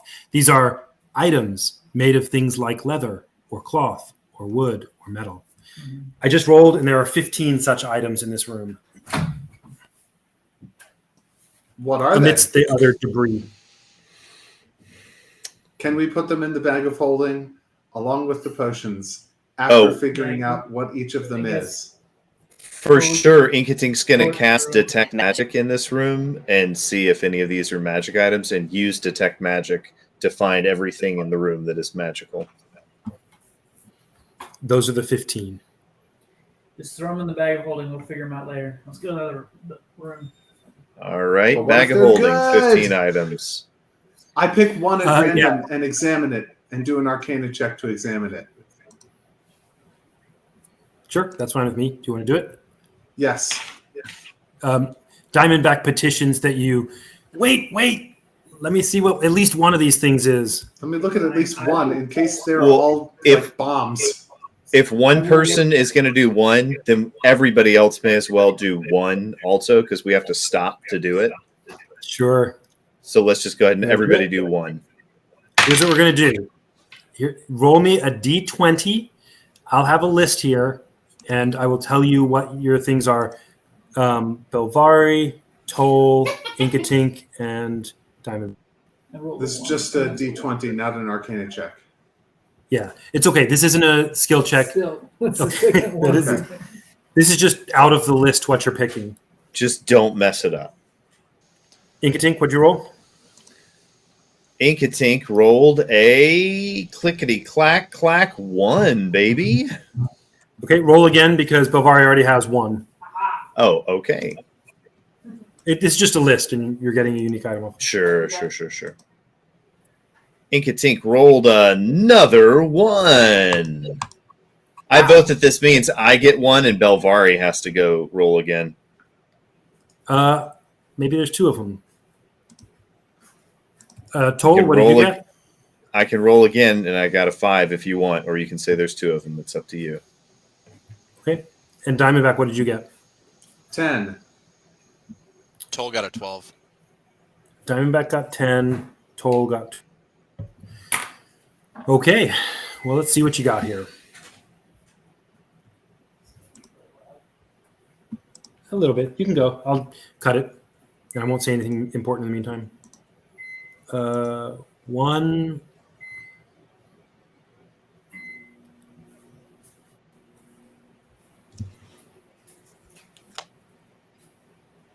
Okay, I think I did this slightly wrong. I have to change. I'm using an online thing.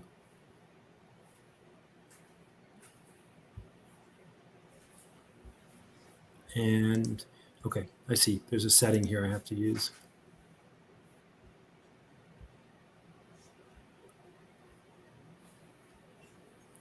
Got it. Just think about it, Matthew. Our magic Okay. item fate is in the hands of an API. 1, 2, 3, 4, 2, 3, 4, 5.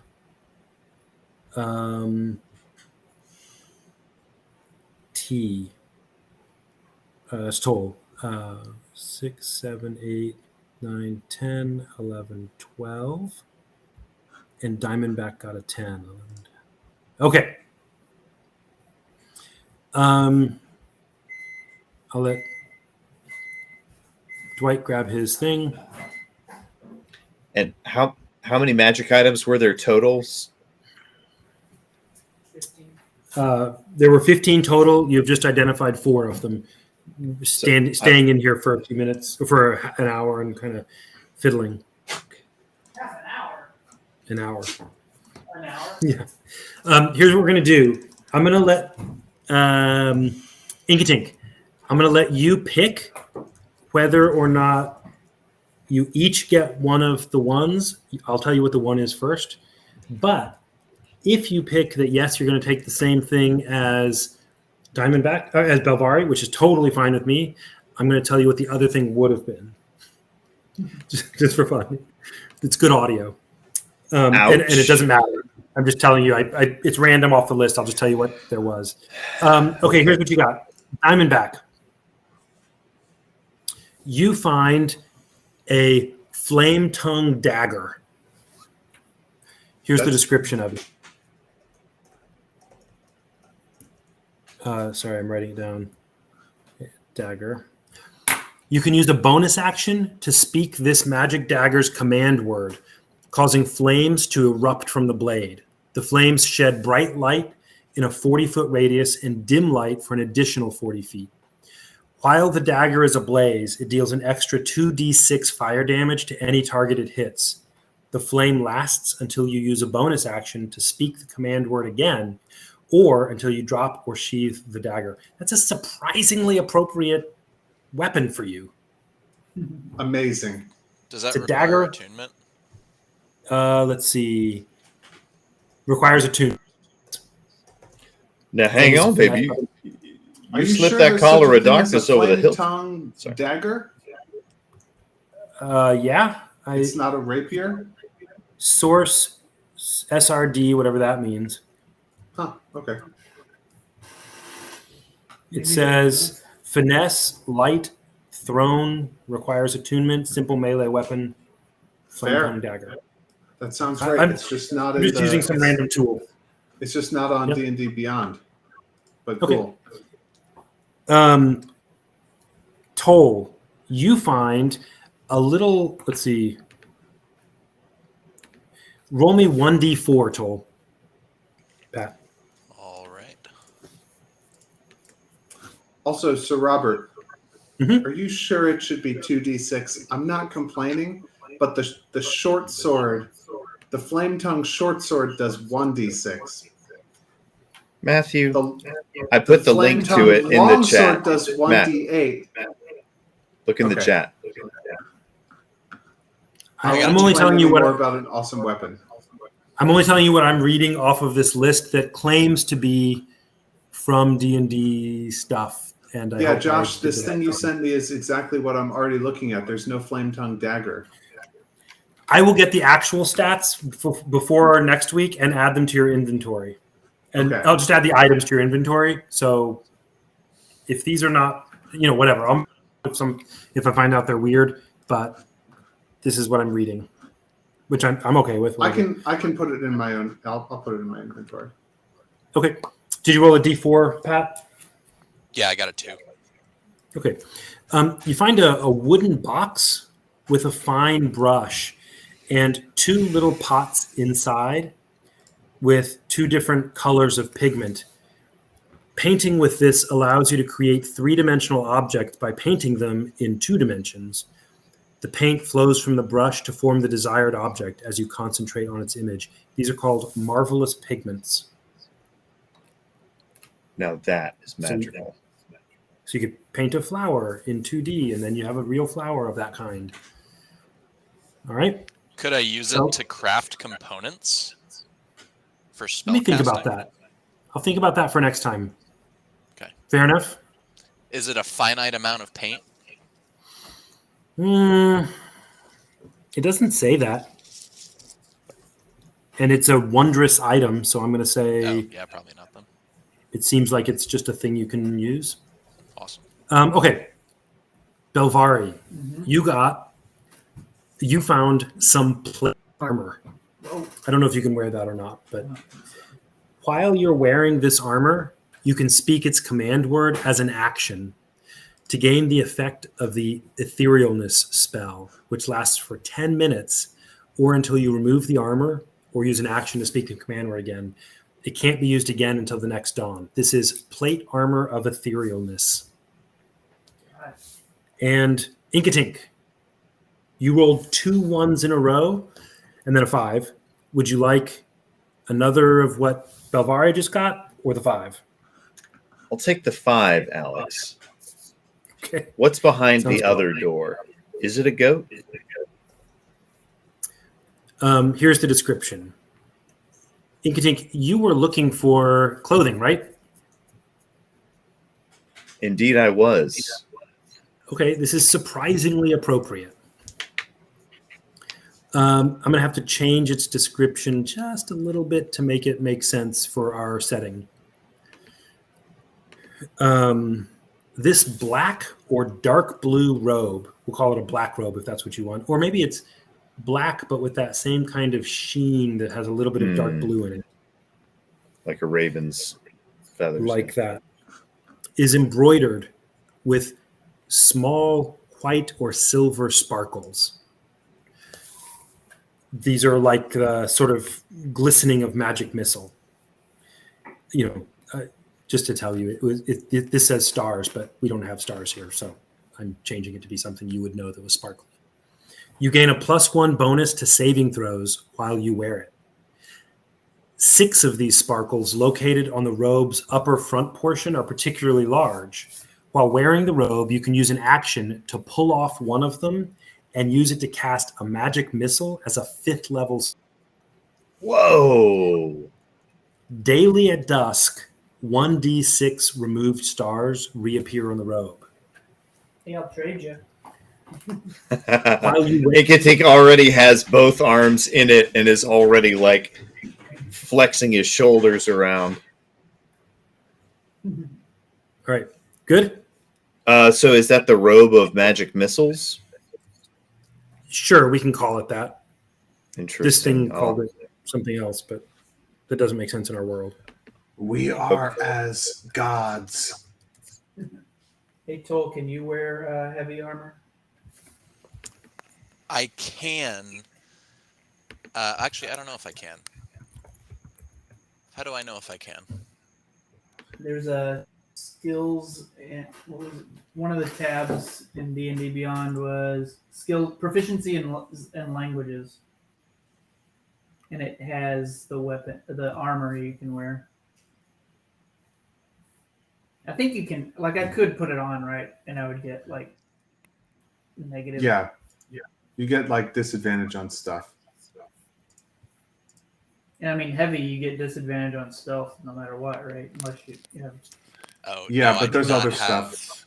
proficiency in heavy armor. You don't. I do not. Yeah. I don't think any of us do. Okay, I'll just throw it in my bag, or I'll throw it in the bag of holding. I don't need it actually.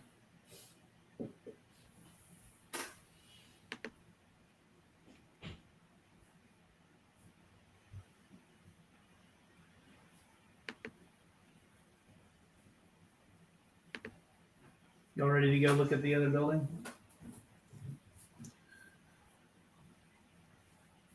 I guess so. All right. What dragon is this the horde of? Hey, what's up? You want to say hi? Whose treasure are we stealing? This is Simon. What's up, Simon? Hey, Simon, how are you doing? Good. Simon just started 5th grade. Yeah. So Fifth did my grade. daughter. Good man, Simon. Hang in there. That's too many grades. All right. Love Hey, Dad. you going to bed? Good night. Yeah. Have a good night, good boy. Okay.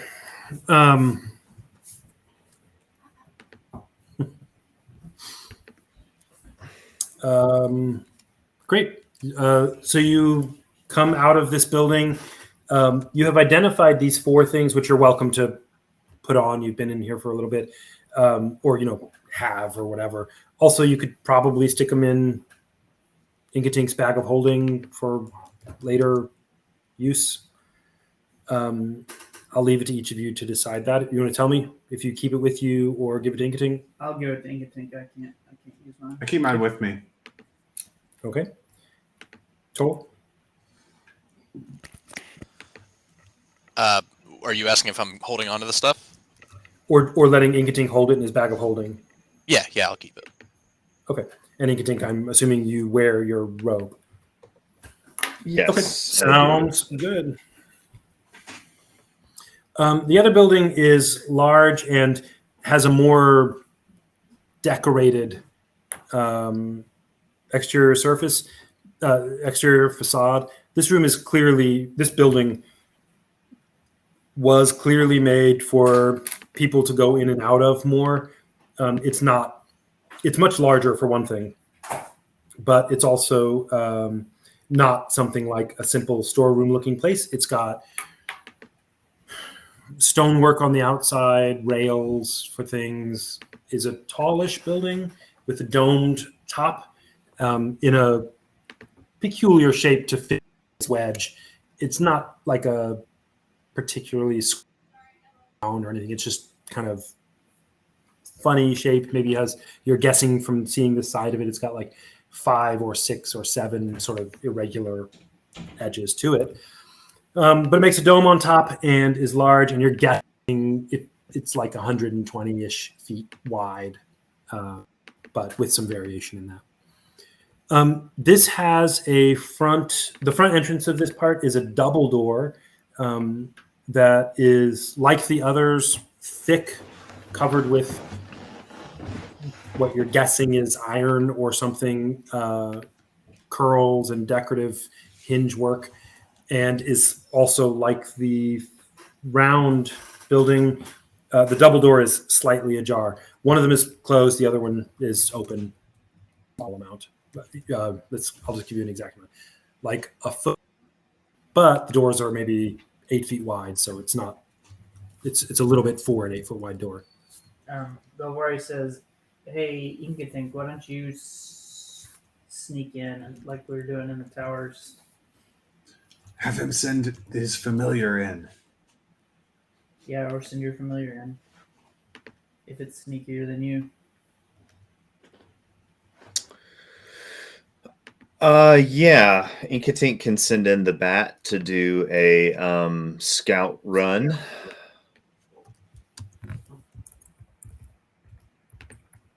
Great. And I just want to. I forgot. Your bat uses blind. yes. I have to read it every single time. I just forget what blindsight does.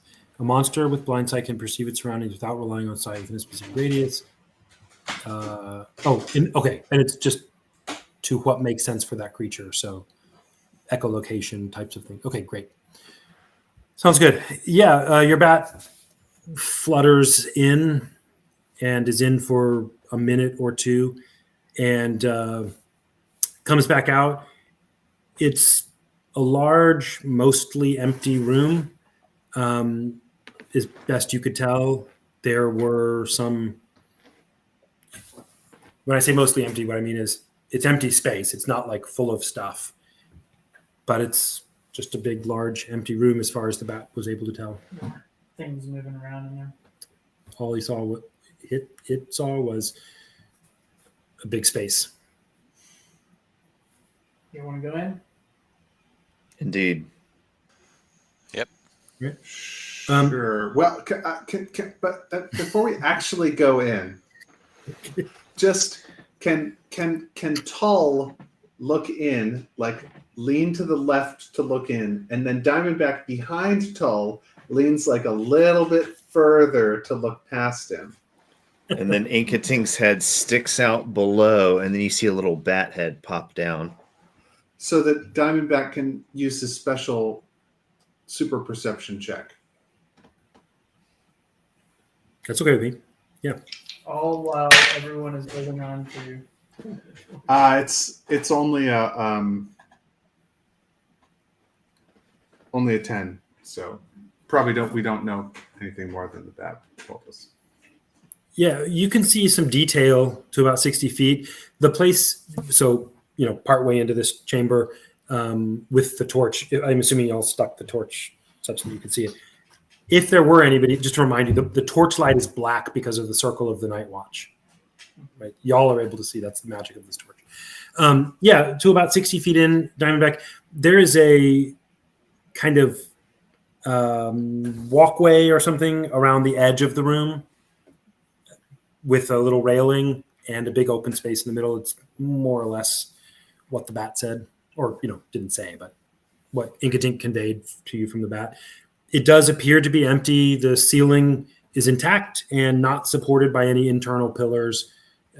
Somehow the dome of it stands on its own, and you see, a third or halfway into the room, and then blackness beyond. But it's an empty space for what you see. Although you do see it with detail, and there's, you know what? You do see it with detail. Roll me an investigation check as you're looking. All right, here goes. Because you got those funny glasses on, right? Yep, 17. Okay. With 17, you see towards the center of the room where the light is dimmer, so it's harder to see. But on the floor, there are the tile of the floor. It's got stones of different kinds of things. You're not exactly sure, but it looks like there's a wide 15-ish foot circle in the center of the floor where there are a double ring with some patterns of vines and things inside that 15-foot double circle. You're guessing about 15 feet. You can just see the edge closest to you. Does it look like what's it called? I will let y'all narrate that, but that's what Diamondback sees. I'll let y'all negotiate that. Diamondback says, "There's a circle of some kind on the floor. I would have to examine it more closely, but I suspect Like one of those portals? it may be an unreasonable hope, but it may be a portal, maybe a teleportation circle." Let's go in. We still have some of the gems, do we not? Inkatink nods. I have some, but I don't have them in my inventory. I just remember we split them all up, and I never gave those away. The Inkatink specifically has enough for 2. Yeah. So I would like us to go in to this place. We go in. Great. Do you want to open both doors? Just one door? What's going on? How are you doing this? Don't want to touch either door. Just go in through the open one. It's a foot wide. You're not going to be able to squeeze in, and certainly the unicorn won't. Fair enough. Probably y'all can't do it. You'll have to open it. I will let least 8 feet Tull wide. negotiate. Tull is first. He's going first, so I'll let him figure out how Why is the Tull group going does first? this. Because you're the big beefy boy. I resent that. I have And it's not 15 beef, it's pork. hit points. Half. It's pork. Half orc, Tull half has spent beef. his whole life trying to escape from these stereotypes, Matthew. That's right. It's Doesn't people and make you orcs. small. So what do you do? Yeah, The unicorn Tull's is, by the way- ahead. I'm sorry, say it again. Toll will go ahead, I guess. He doesn't have a Okay. problem with it. And the unicorn is outside. He's just been walking close behind you. Mhm. Is he going to come in with you? Is that the idea? Are you going to? Yeah, if we can get the door open, might as well. Yeah. The door, you push on it, and it gives some resistance, but it's not hard. It makes a loud, high-pitched scream on the hinge, but opens 3 feet, or whatever, right about that. Enough for the unicorn to go in, for the 4 of you to be able to get in. Walking inside, you see there are a little stone ridge and a walkway around the entire circumference of, I say circumference, but it's like a, weirdly like hexagonal or pentagonal shaped irregular room. But there's a walkway all the way around the outside of it, several feet wide, with a little stone ridge and some kind of wrought metal work as a railing, overlooking what appears to be a circle that could be a teleportation circle. As with teleportation circles, there are places where you can put gems, and as a matter of fact, there are a dozen of those. About 6 or 7 of them have gems in them sitting there. And there are, normally you would have to, the way this works is, remember, you have to draw the glyphs of the places you're trying to go. There are some symbols and such drawn here, and several gems. I would like to memorize the symbols for this teleportation circle and add it to those that I have knowledge of. Are the glyphs completed and the gems are just missing? There are some glyphs that are in the tile, right? They're like permanently in the tile, and kind of roughly, let's call it painted or drawn or marked on top of that.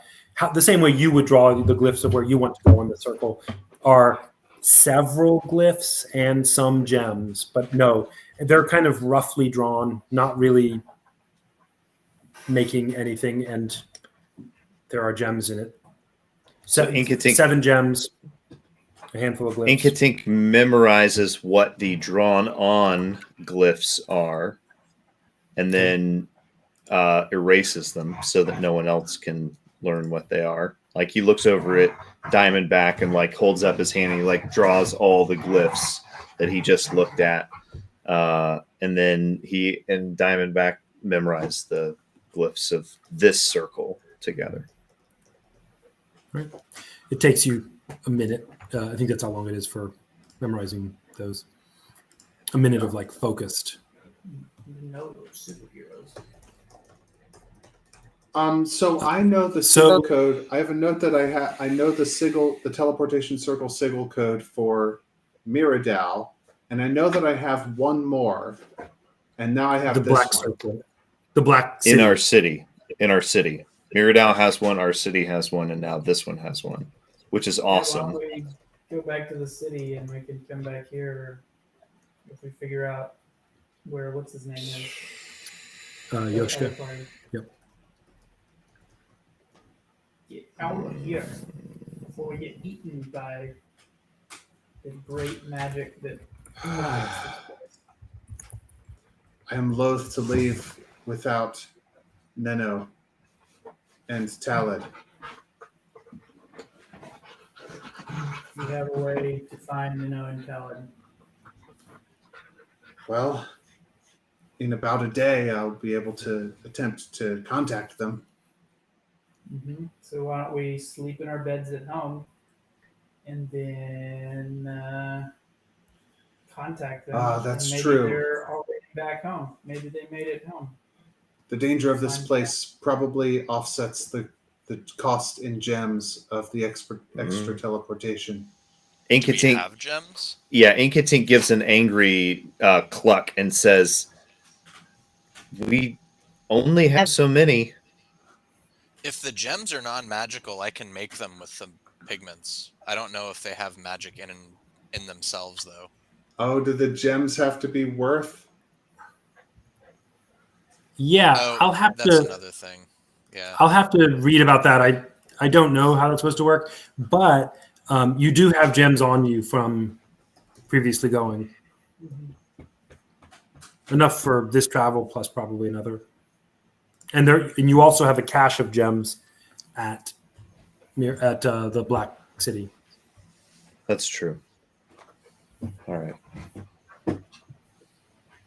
You could always stay here and get eaten by the, whatever comes out of the walls. So Inkatink basically takes a minute and scrounges around for any more kind of like materials or anything like that he might find, just so that he's bringing back a full bag of holding. Yeah, not really.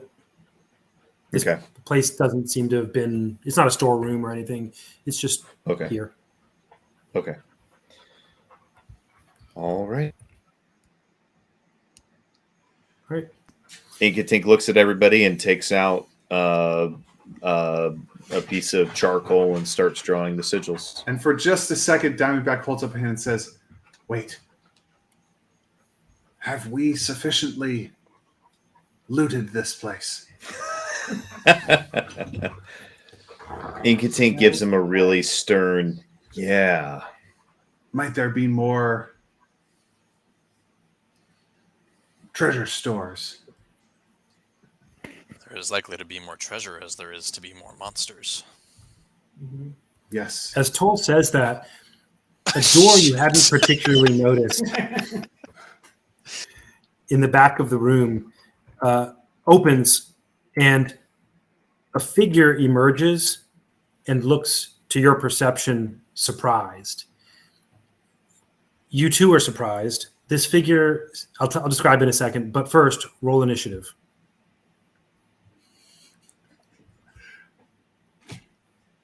As soon as you're about to be out, they drag you. Good thing you asked that question, Diamondback. That's an- It's a- For Inkatink. Okay. I got a Done with that? 5. 11. I feel like I always get really bad initiative rolls. I feel like I'm always last in the order. I've been last at least once. So this figure comes out, and it is a humanoid figure, but not familiar to you. It is taller than all of you by at least a head, thin and lanky. Oh, it's Yoshio. And to the best of your ability to tell, its skin is completely black. Not Yoshika, says Belbari. Like dark elf black or like absorbing light and void black? Like black. You have not seen another creature like this. You can see it has features, but it's hard to see. Its skin is just like jet black, maybe a little bit purplish. It's wearing a full-on robe with cowl, with the cowl pulled back somewhat so you can see some of its face. And it's only about 50 feet from you, coming from the back of the room. Seeing you, it freezes for a moment and then shouts loudly, "Sasavatha!"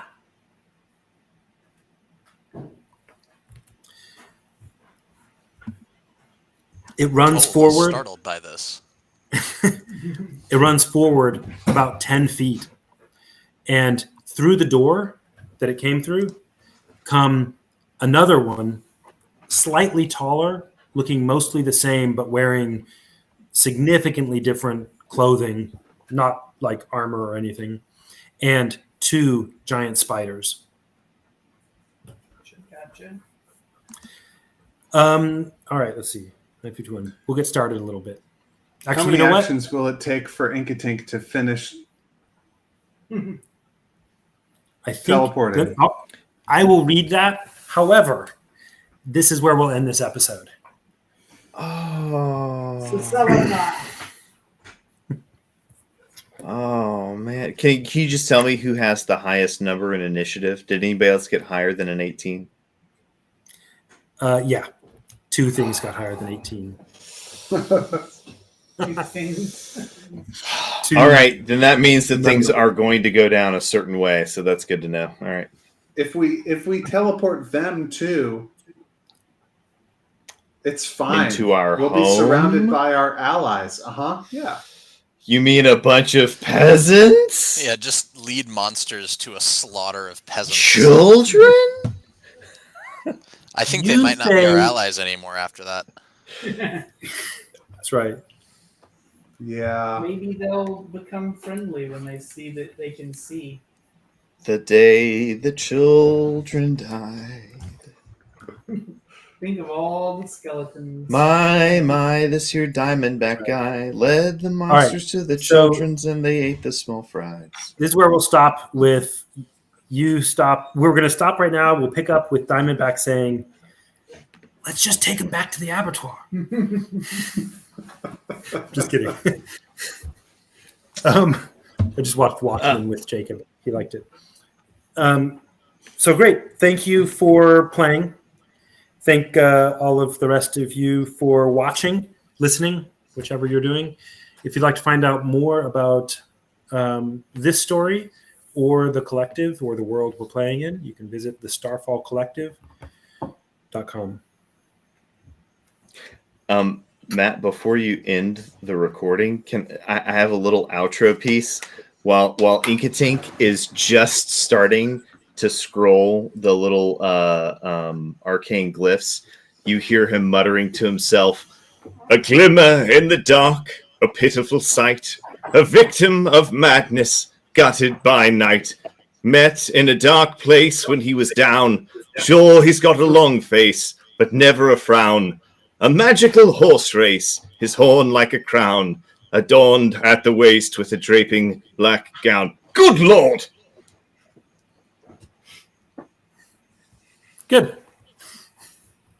Is that- And then suddenly the little Yeah, black the shadow draping guy black appears. Yeah. That was Inkatink channeling the voice of a bard that he used to travel with, trying to write a little song for the unicorn. We'll cut it into the right spot. Nice. Inkatink can't write a song though. He A does bard. it in the voice of. He does it in this other guy's voice. He can't just speak a fluid sentence, but he can piece together words. So it sounds weird, and I read it probably better than it should be read. Really, you'd have to take audio clips of each of those words being used in different contexts to get a real feel for Country what twang. it sounds like. What's that? Like in Sneakers when they got the guy to say, "My voice is my password." That's right. Yeah. Well, Everything no, is that that's for him. I've got to write the name of this. Good. Okay. That was great, y'all. Good job. Thank you. Adios.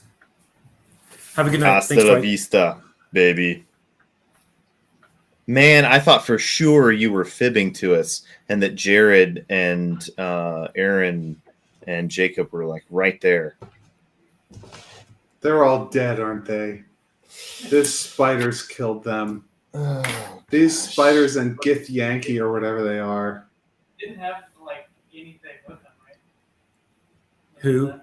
Not much. Their component. Yeah, you have all their clothes. They're back at Mirador because they were Yeah. helping. They were in their skivvies trying to get the water sorted.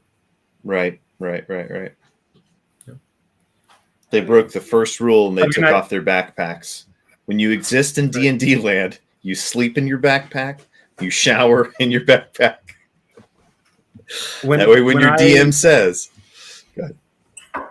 Yeah, in their last episode, I asked Yoshka, remind